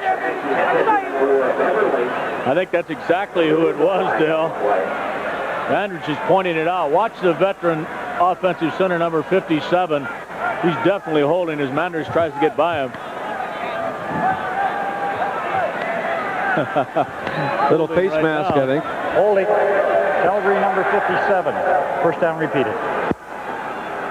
Well, all of the turnovers and quarterback sacks going for Calgary. The penalty situation is certainly going for the Eskimos. Calgary get themselves out of scoring position. First down over again. 20 yards to go. Johnson completes it to Beverly, and he had no chance. James Bell read it perfectly and made the tackle, and if the gain is anything, it'll be less than a yard. They'll spot the ball right at the 47-yard line. That was the line of scrimmage. So it'll be second down. Well, they give him a gain of yard now, so it'll be second down and 19. James Bell, number 17, played 12 games for Jack Parker's Eskimos last year.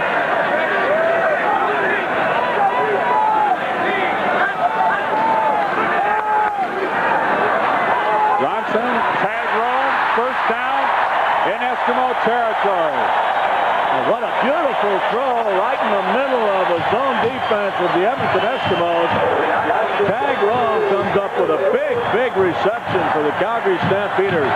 Right over the top of Danny Bass, the middle linebacker. Just an absolute perfect throw.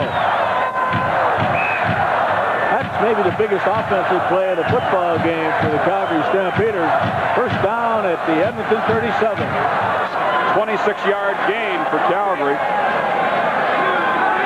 4.5 minutes remaining in the third quarter. This is Dwight Beverly. Danny Bass, James Zachary, Stu Hill. Stop him at the 35, a gain of a couple. Beverly carries for about 3 yards for the stop by Bass and Zachary.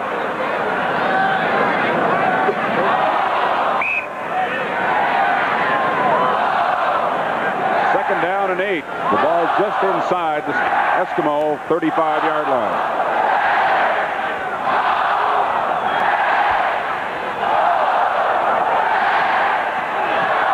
Colbert open down the middle again, and he has another first down for the Stampeders. Caught the pass in between the linebackers, and then Stu Hill and Danny Bass teamed up to bring him down. First and 10, Stampeders at the 24.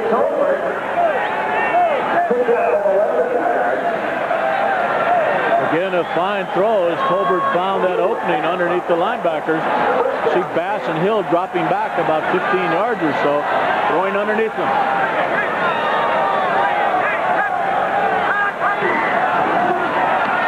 Into the middle again. This time Johnson overthrows Colbert. Delorier providing the coverage. Second down and 10 with 3:17 left to go in the third.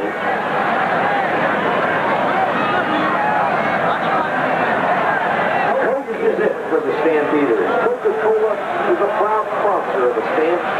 It is the official soft drink supplier of the football club. Catch the wave with Coke.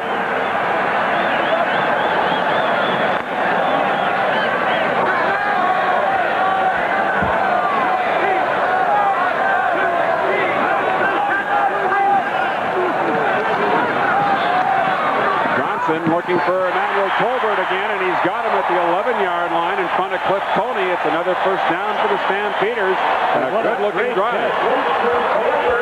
Colbert sliding into second base there, makes a catch just before the ball hit the ground. Just a quick roll to the left side. Once again, good protection. A fine catch by Colbert to the 11-yard line. Stamps on the move.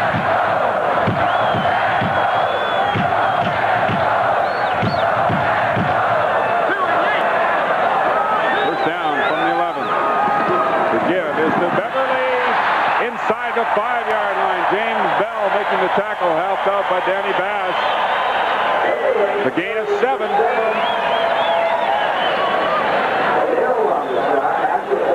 The backup quarterbacks for the Calgary Stampeders, Jeff Tedford, number 9, formerly with Hamilton. Number 17, just out of your picture there, was Rick Warman, the rookie out of Eastern Washington. James Zachary of the Eskimos shaken up on the play. The reason, of course, both quarterbacks giving signals into Rick Johnson is one's live and one isn't. He's only paying attention to one of them. I believe it's Tedford, the way the coaches are talking to him each play. Good coaching job by the Stampeders to go up against the best defense in the last half of the '85 season, in our view, the Edmonton Eskimos. Zachary finally getting to his feet now. Second and 3 now for the Stampeders. Interesting to see if they come up short, if they'll gamble again. They did so with second and 3 and came away with no points after Edmonton fumbled the opening kickoff of the second half.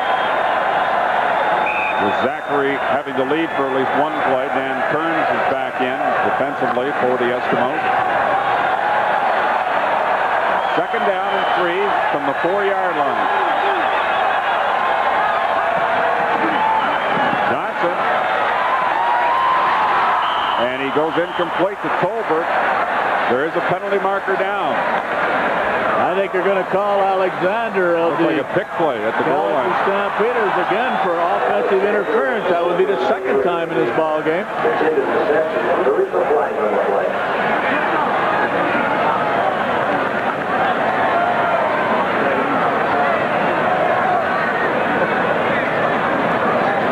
What are we going to do? Go back 15 left now? Ray Alexander just went over to the official and made the call. It's a pass interference. Calgary number 88. Declined.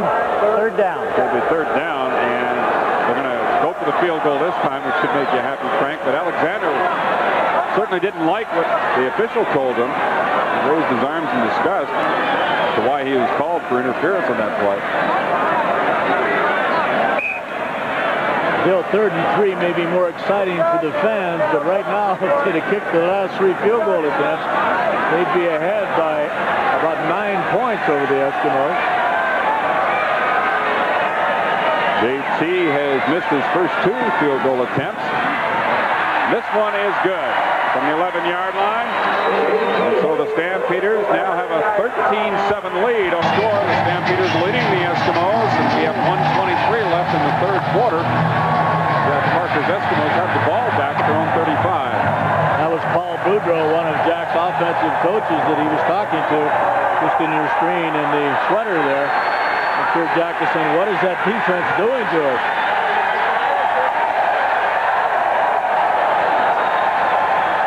Dunnigan back to pass. one to Brian Kelly tonight. His first reception of the ball game, and it's good for a first down out at the 50-yard line. Brian Kelly, who missed preseason with a broken bone in his ankle. First catch of the year. You see his stats for 1985, and impressive as they might be for the ordinary receiver, not that big a year for Brian Kelly.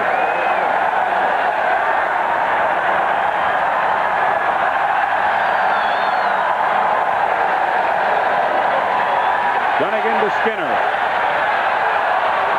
Good blocking, good running by Skinner. He's into Stampeder territory inside the 45-yard line. Skinner. 15-yard gain for the Eskimos as we near the end of the third quarter. Anthony Woodson finally making the stop on Skinner, who is still down. Not sure if he's shaken up or it's just an equipment problem.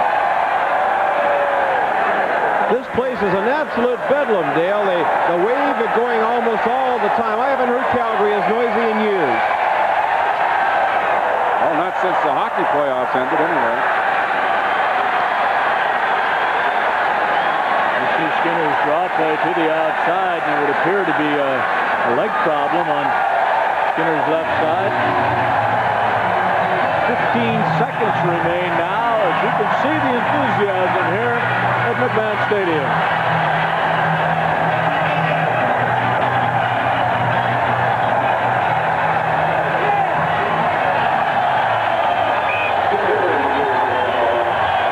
That'll bring Chris Johnstone back into the offensive backfield for the Eskimos.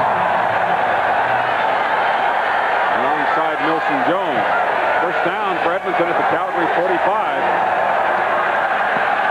Dunnigan looking for Johnson. He's got it. He's got another first down as he gets inside the 35 to about the 33-yard line. Satelli was over there to make the tackle along with Anthony Woodson.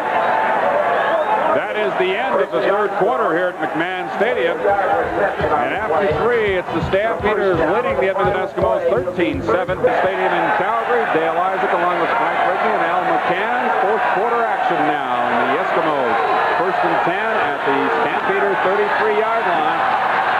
The handoff to Chris Skinner gets down to about the 25 for a gain of 8. Dale, for all the Chris Skinner fans and wife Frances back at Edmonton, all he did the last play was get a bit of a muscle knot in his lower calf, and they rubbed it away, and he's right back in there, as you can see. Well, the Eskimos starting to become effective offensively, but one of the telling stats in that third quarter, Calgary had the ball 10 minutes and 43 seconds to Edmonton's 4 minutes and 17 seconds. And most of the time, Edmonton's into the field. Chris Johnston takes the handoff from Dunnigan, and he has what appears to be a first down at the 22-yard line. Garrett Dahl making the tackle. The statistics following 3 quarters of play, and edge and net yardage to the Stampeders, 203 to 166. And look at the turnovers. The Eskimos turning the ball over 6 times. Calgary with the edge in time of possession, but they haven't been able to score but 1 touchdown. First and 10 for the Eskimos from the Calgary 22-yard line. Matt Dunnigan has completed 11 in a row, and that's where the string stops. He tries to hit Chris Skinner this time. Swinging out of the backfield, being covered by Garrett Dahl, number 97.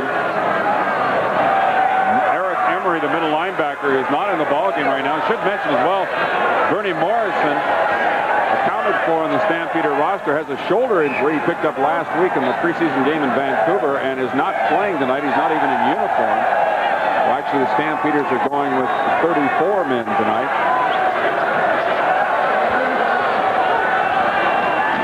Second down and 10. Dunnigan completes it to Rick House, who's playing in his 100th career game. Mel Jenkins makes the tackle on Rick House. It's a first down to the Eskimos. All of a sudden, that pressure is disappearing, and you can see a wily little receiver like House is going to find that open spot if you give him long enough to do so. All time in the world to throw that one. It's first and goal from the 9-yard line. Penalty markers are down. Chris Skinner gets gets inside the 5 to about the 3. Greg Peterson, Hallman, Satelli, 3 of them there to bring Skinner down.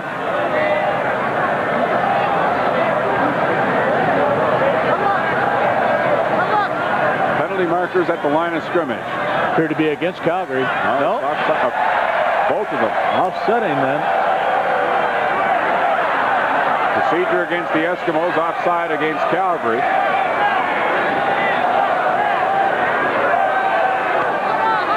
Illegal procedure.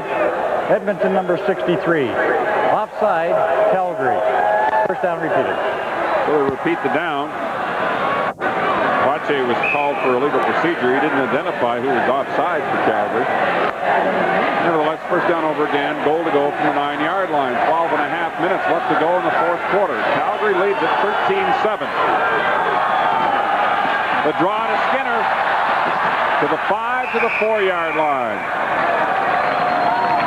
Garrett Dahl, number 97, along with Mel Jenkins and Albus Satelli. Well, he ran on first down. They had offsetting penalties, and they come right back and run it again.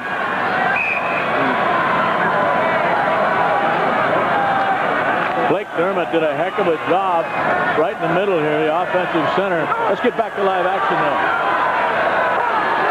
It is second and goal from the 3.5. Dunnigan for a wide open Chris Skinner for the touchdown, but there's a penalty marker at the goal line. They'll call it back. I don't know who the outside receiver was, Dale, but it was a pick, no question. Kelly was the outside receiver. Well, Kelly went and picked him. No question about it. Well, that's fair, I guess. The Stampeders got called for interference in the end zone, offensive interference. We get a wide enough picture. If you start it up right here, stop it there. Kelly had just gone to the inside and really had set up a wall to allow his teammate. No question about that call.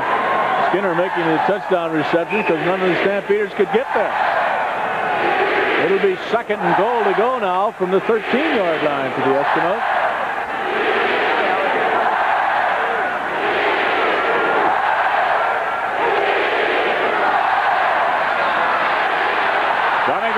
Chased around again, and he does a great job of getting away from the rush. Throwing into the end zone, knocked away.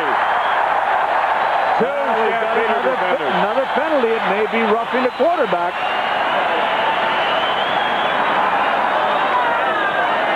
Ronald Hopkins got in the area to knock the ball down.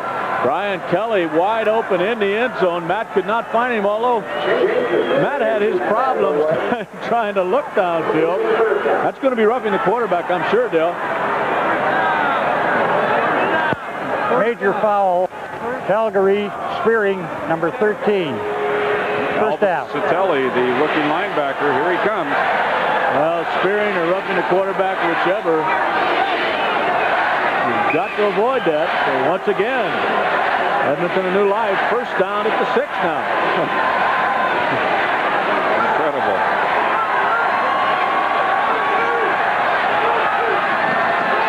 Milson Jones up the middle, and he's to the 1-yard line.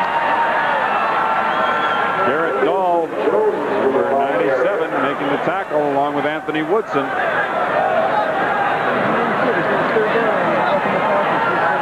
So it'll be second and goal from the 1. Can you see it? Oh, first off, look at that distance and Nelson came down.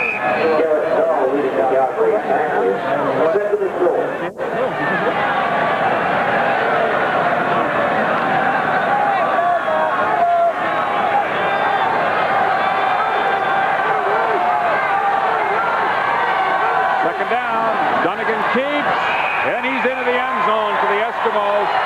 First major of the ball game, and that ties it up at 13, awaiting the convert try by Tom Dixon.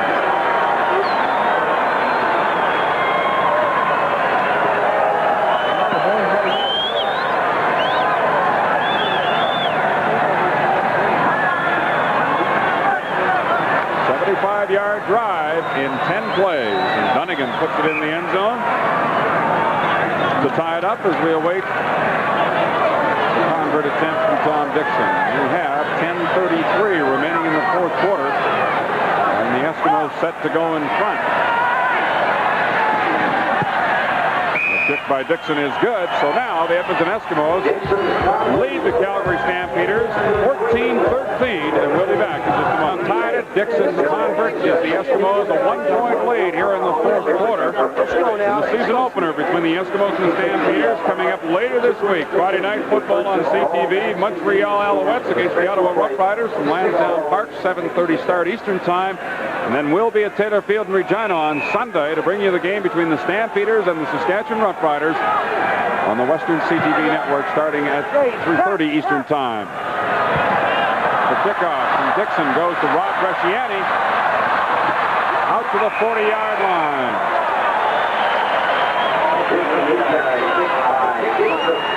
A 21-yard return for Bresciani. 23 yards on the return by Bresciani. And the tackle was made by Dan Kearns.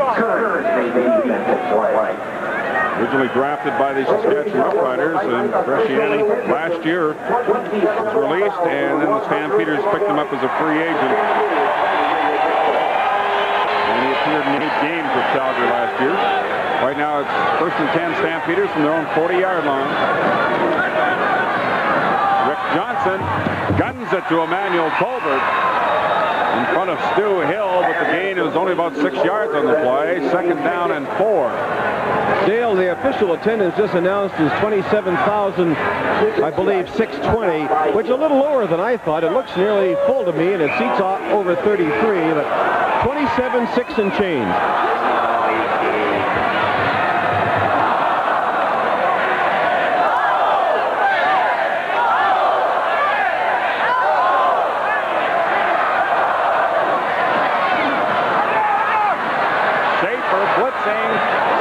Intercepted by James Bell. There's a penalty marker down. James Bell with the interception, but we do have a penalty marker. It is 14-13 for the Eskimos over the Stampeders. We'll be right back. The crowd here at the Mass Stadium, who have seen a very entertaining, penalty-filled, and defense-oriented football game. 27 points on the board and 25 penalties. First down for the Stampeders at their own 52-yard line. Dwight Beverly takes the handoff from Rick Johnson, trying to go around the corner, and he's collared by Stuart Hill and dropped near the Eskimo 51-yard line. He'll pick up about 6 yards, 2nd down and 4. That penalty call was pass interference against the Eskimos in that previous play, wiping out the interception by James Bell. For the Stampeders, 2nd down from the Eskimo 51-yard line. Edmonton in front, 14-13.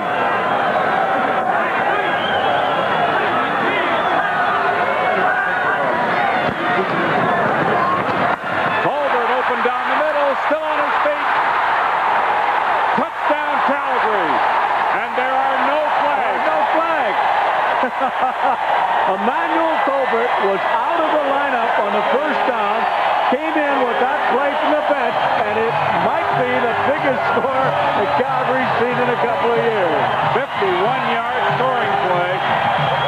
And Emmanuel Colbert caught 3 passes in a row, and he was the intended receiver 5 consecutive times. He really set up his own touchdown here in a 5-drop and staying on his feet and taking it 51 yards. Moves inside of James Bell and avoided the tackle, I believe, with DeLorean.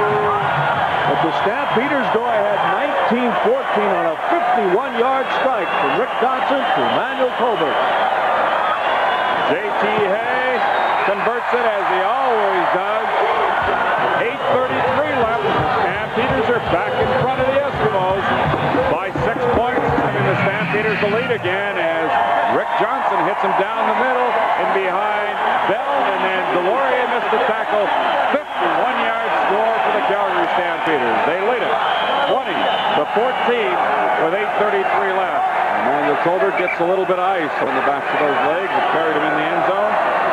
And now we have play held up momentarily as one of the return men for the Eskimos is down on one knee. They're all set for the kickoff, and Chris Skinner went down on one knee and has to be replaced by Stephan Jones. That ice on Colbert's calves, still probably a sign of cramps. It's been a very warm evening here this evening at McMahon Stadium. A hot night for the Calgary fans. The kickoff to Hayes at the 10-yard line to Stephen Jones. Good run back by Jones as he brings it all the way out to the 43-yard line. Larry Hogue making the tackle. 32-yard return by Jones. Who at one time was with the Saskatchewan Roughriders and was a former quarterback at Central Michigan. And he is replacing Chris Woods, who was traded just a few weeks ago. And they do have an end-around play where Stephen Jones throws the football. First down from the 43. Dunnigan in pressure again. Larry Hogue gets a sack from his defensive halfback spot. Just did not go for the fake at all as Dunnigan faked that draw about 3 yards deep. He did not slow down. A huge loss for the Eskimos. About 17, 18-yard loss as Hogue kept his feet and brought Dunnigan down for the 10th time tonight. Amazing. Unreal, isn't it? What a show the Calgary defense has put on tonight. It's second down and 28 yards to go from the 25. Dunnigan goes down again. Holman again.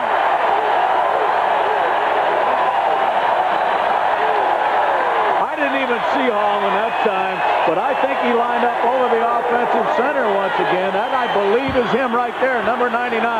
Let's focus our attention on him.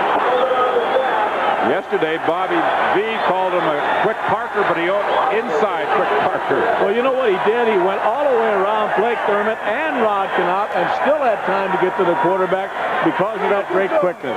A rookie from Auburn making his mark in the CFL in his first game. 4 quarterback sacks for Holman. Stu Laird also has 4. Tom Dixon punting, and it's a rocket. A beautiful punt as he turns it over and drives Peterson all the way back to his own 37-yard line.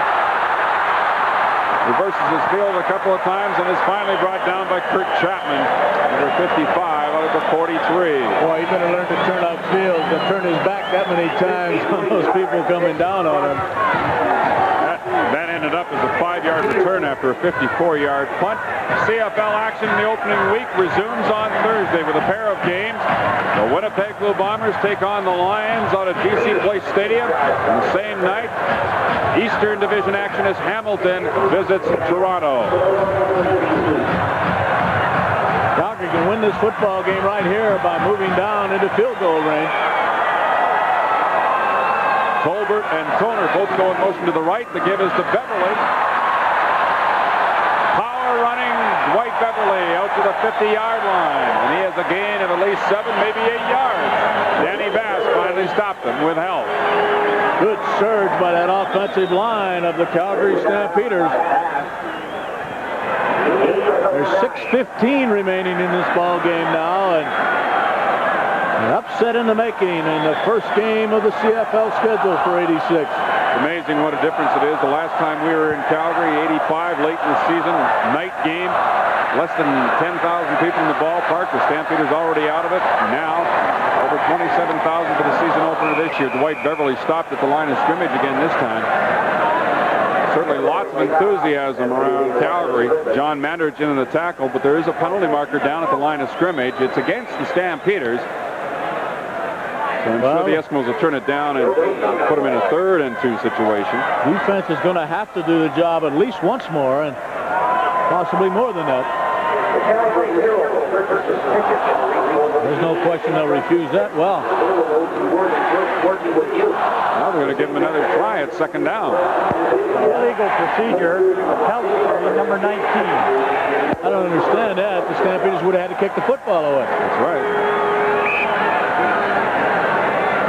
He hadn't picked up the first down, Dan. It was a good 1.5 yard shot, didn't he? Looked from here that they would have been facing 3rd and 2 had they declined the penalty. So now it's second down over again and 7 yards to go. Johnson Ray Alexander, first down Calgary, and that decision sure cost the Eskimos as Alexander, with his physical ability, just beat Gary Thompson to the football, and he hung on to it even though there was good coverage. Well, that great height, 6'3 and a half, working against Gary Thompson, giving away about 4 inches to him, and what a fine grab by Alexander, and good throw by Rick Johnson, 21 yards. And that refusal of the penalty mystified me. Yeah. Or acceptance of the penalty, I should say. Well, cost them. First down for the Stampeders. The ball at the Eskimo 44-yard line. Beverly makes a move at the line of scrimmage, and then Danny Bass is there to bring him down. Eskimos trying to pull that ball free. The gain is 4 yards. Second down and 6 coming up. Football fans in Saskatchewan get ready to see a pretty good football team, the Calgary Stampeders. They'll be at Taylor Field against the Riders on Sunday afternoon. I would imagine the offensive line of the Saskatchewan Riders is looking at this one a bit, saying 11 sacks. Are you kidding me?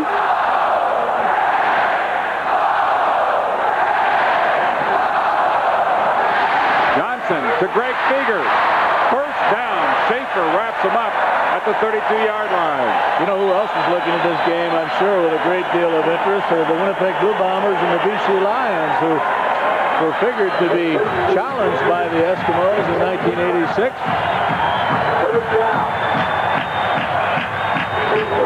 It's a heck of a season opener for the Lions and the Bombers to go head-to-head at BC Place on Thursday night. BC gets a good test. They go against Winnipeg and then go back up to Edmonton, the Commonwealth Stadium, to play the Eskimos. First down for the Stampeders at the Eskimo 32. They stay on the ground. Beverly again. He slipped one tackle, and then Stu Hill wrapped him up and brought him down at the 27. Danny Bass helping out. Gain of 5. Now, I'd like to make a wager that this ball is kept on the ground. There are 3 minutes and 20 seconds remaining. There's 2nd and 5. They're well within J.T. Hayes' field goal range, and they lead by 6. The injured ball player, I believe, is Dave Kirsinger, the left offensive tackle, playing in his 127th career game. And you know, we should say thank you to a guy like Dave Kirsinger, not just because of his performance on the field, but his performance in the offseason and the Save the Stamps campaign. He was one of the real leaders of this team and has been for a long time. 9 years. He's missed only 2 games.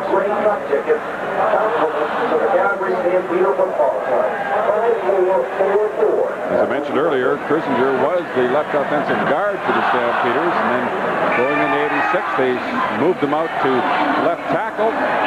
Randy Ambrosi moved into left guard, and of course with the acquisition of Rob Smith from Montreal, he takes over from Ambrosi at right guard. Sean McEwen will undoubtedly come into the ball game. He is listed as the backup to Kirsinger at tackle. If you look at that Eskimo offense, and Leo Blanchard, Heck Pache, and the boys have really had a workout tonight. Hard charging Calgary defense. 11 quarterback sacks. I think those pictures tell the story when you look at the Eskimo bench and then the happy-go-lucky Calgary fans. There's a roll-off from the hockey.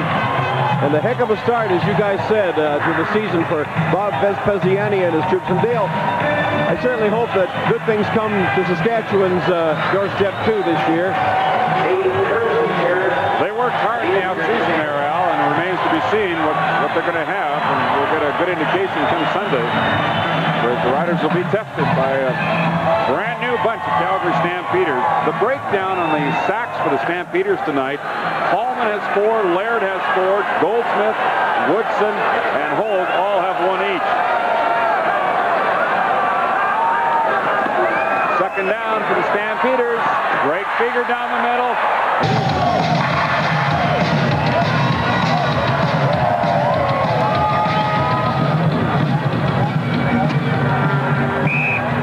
Well, it was really party time at Mann Stadium. These fans are having a whole bunch of fun here tonight.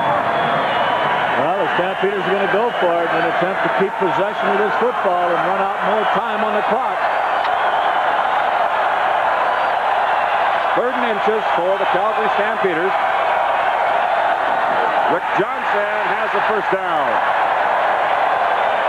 A long around, I think, hoping to draw the Eskimos offside. And he went behind Big Bob Foley, and Rob Smith, the offensive right guard, picked it up easily. And they like it.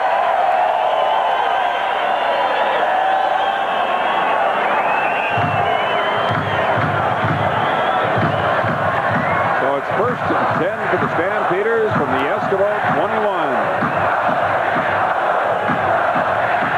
Hay at the sideline with his kicking tee just in case. Johnson, good protection. Oh, great defensive play by Danny Bass. He tried to hit Tag Rome at the 5-yard line, and the veteran middle linebacker made a great defensive play. I'll say one thing about the Stampede Football Club. They are not predictable. They're easily within field goal range. A couple of runs that burn off 15 to 30 seconds. And then you kick it, and you're ahead by more than a touchdown with 2 minutes to go. But no, they want to get it out. So that's 2nd down and 10. Here they come. The blitz. Johnson got away from it. Throws complete to Marshall Cofer at the 11-yard line. Now it depends where they spot the ball, whether or not he got it out. They're putting it at 12. Now, there's no way they're going to gamble this time. James Bell providing the coverage.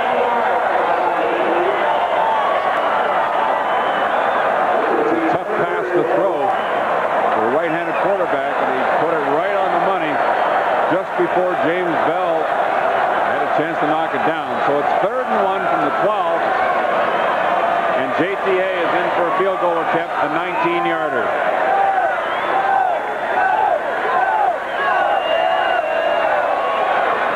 Johnson will do the holding.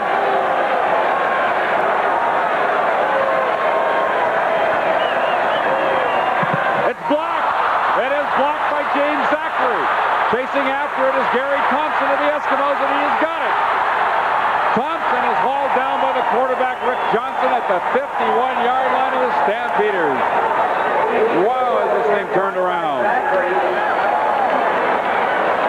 A minute 51 to go, and James Zachary blocks a field goal attempt. But there's one thing you can't afford to do is have this kick blocked. All you need to do is miss the field goal and you're a converted touchdown ahead. To the defense again. 1st down for the Eskimos from the Calgary 50 as we get back to live action. Dunnigan goes to Stephan Jones, complete at the 39-yard line. He steps out of bounds. 1st down, Edmonton. There's the man of the moment, James Zachary, who burst up the middle, virtually untouched. I don't know how you do that in a field goal situation. Everybody has to block down to the inside. Somebody did not do it on the right side of the Calgary offensive line. Now it's the Eskimos. Trying to put it in for a major. 1st down from the 39. Dunnigan quickly goes to the far side. It's Brian Kelly, wrapped up immediately by Ronald Hopkins. And the gain is about 6 yards. Brian Kelly makes the reception. Well, Edmonton's got lots of time. 1:41 remaining on this clock. They're going with no huddle. Stampeder defense has got to win this one for them. 2nd and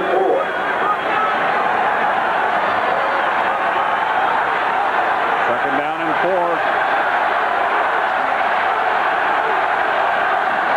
The give is to Skinner. He got inside the 30 and then pushed back by Harold Hallman, number 99. Depends where he gets the spot, and he's got enough for the 1st down. The ball near the 28. The time remaining in the upper right-hand corner. Clock running. Eskimos trailing by 6. A blocked field goal attempt by James Zachary has given the Eskimos the chance to come back and win this one.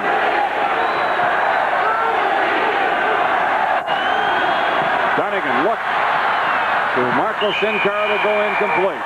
1:04 now. Greg Peterson, the safety, having to come from a long way to try and provide the coverage on Sincar. The pass was not well thrown. We'll have possibly Tom Richards checking in with a play from the bench. Not this time, no. They go with the same personnel on 2nd down and 10. The ball at the Calgary 28.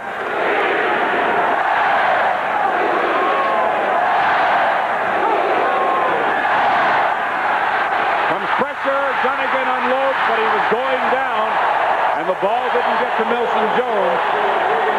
Pressure by Goldsmith coming from the backside. Along with Satelli, 13, and this is the play. 3rd and 10.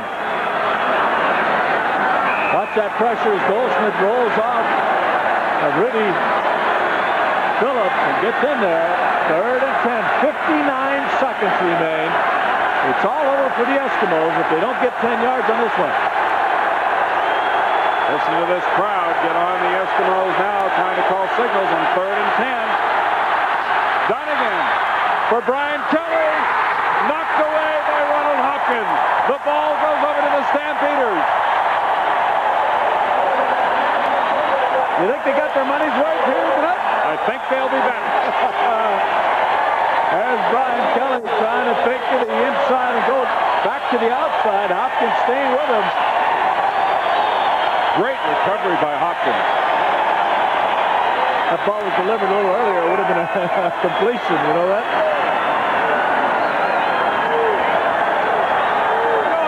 Dunnigan at one time in this game had completed 11 passes in a row, but then he missed on his last 3 attempts.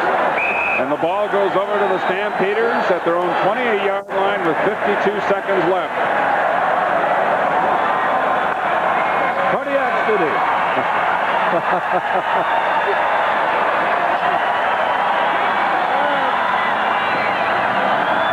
Greg Feger takes the handoff. He has about 3. The Eskimos call a timeout to stop the clock. And they are singing here at McMahon Stadium. This is the first of 3 regular season meetings between these two teams to decide the bragging rights of Alberta. They'll meet again here on Labor Day and then back in Edmonton on October the 19th. And they have a new, as yet unnamed trophy up for grabs in this Battle of Alberta. It'll go to the team winning this 3-game regular season series. What a debut for rookie head coach Bob Vespasiani. Bobby is looking up at that clock and saying, why isn't it 7 seconds instead of 47 seconds? The Eskimos are going to get another chance, I think, Dale, because they'll in all likelihood hold the Stampeders here on 2nd down. That Dunnigan is trying to prepare himself for that eventuality. Rick Johnson's had himself a pretty good night. He got rave reviews for his performance out in Vancouver last week in preseason. And certainly has asserted himself as the Stampeders' #1 quarterback. What a difference being through a training camp makes to a player like that. The handoff to Beverly, knocked down almost immediately by Andre Pineset. And so that'll bring on the punting unit. The Eskimos will get another try. We have 44 seconds left.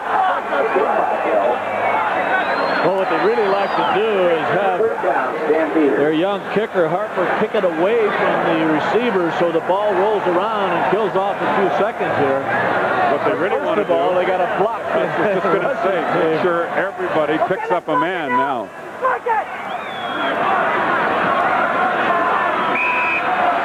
Edmonton rushing 10 people on the punt.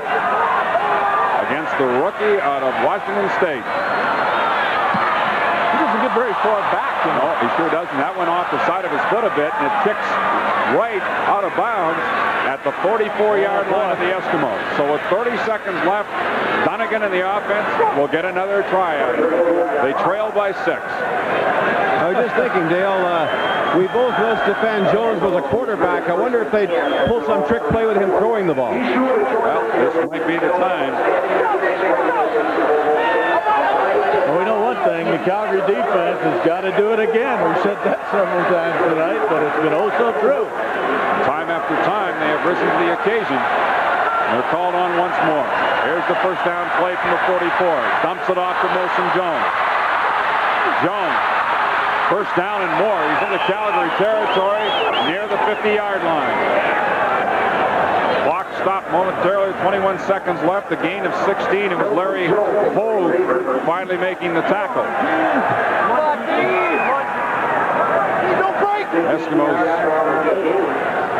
over the ball at the 51-yard line. Oh, somebody left too soon. I think both receivers on the far side. Dunnigan will take off himself, but this one's going to be called back. Hopkins gets over to finally bring Dunnigan down with 7 seconds left. Unfortunately for the Eskimos, Dunnigan burning away those precious seconds, not knowing obviously where the penalty was, but it's going to be against the Eskimos. What a great day Dunnigan has had taking off with the football. Just unbelievable. Illegal procedure. Edmonton number 27. First down repeated. Marcus Sinclair charged with illegal procedure. He comes out of the game. Placed by Tom Richards. So with 7 seconds left, it's first down and 15 for the Eskimos on their side of midfield. They have to put it in the end zone, and Dunnigan airs it out. Wide open, touchdown on the last play of the game, Stephen Jones. What an unbelievable play with time run out on the clock. 55-yard score. Stephen Jones just ran away from the coverage. How could a defensive back let a receiver get behind him with no time on the board? Incredible finish to this ball game. Edmonton absolutely is going to steal one from the Stampeders with this extra point. He just pulled away. He should be sitting back. Miller should be sitting back at that goal line, letting him run to him. Well, remember, if Calgary should block this convert attempt, we do have overtime in the CFL now. Dixon's convert is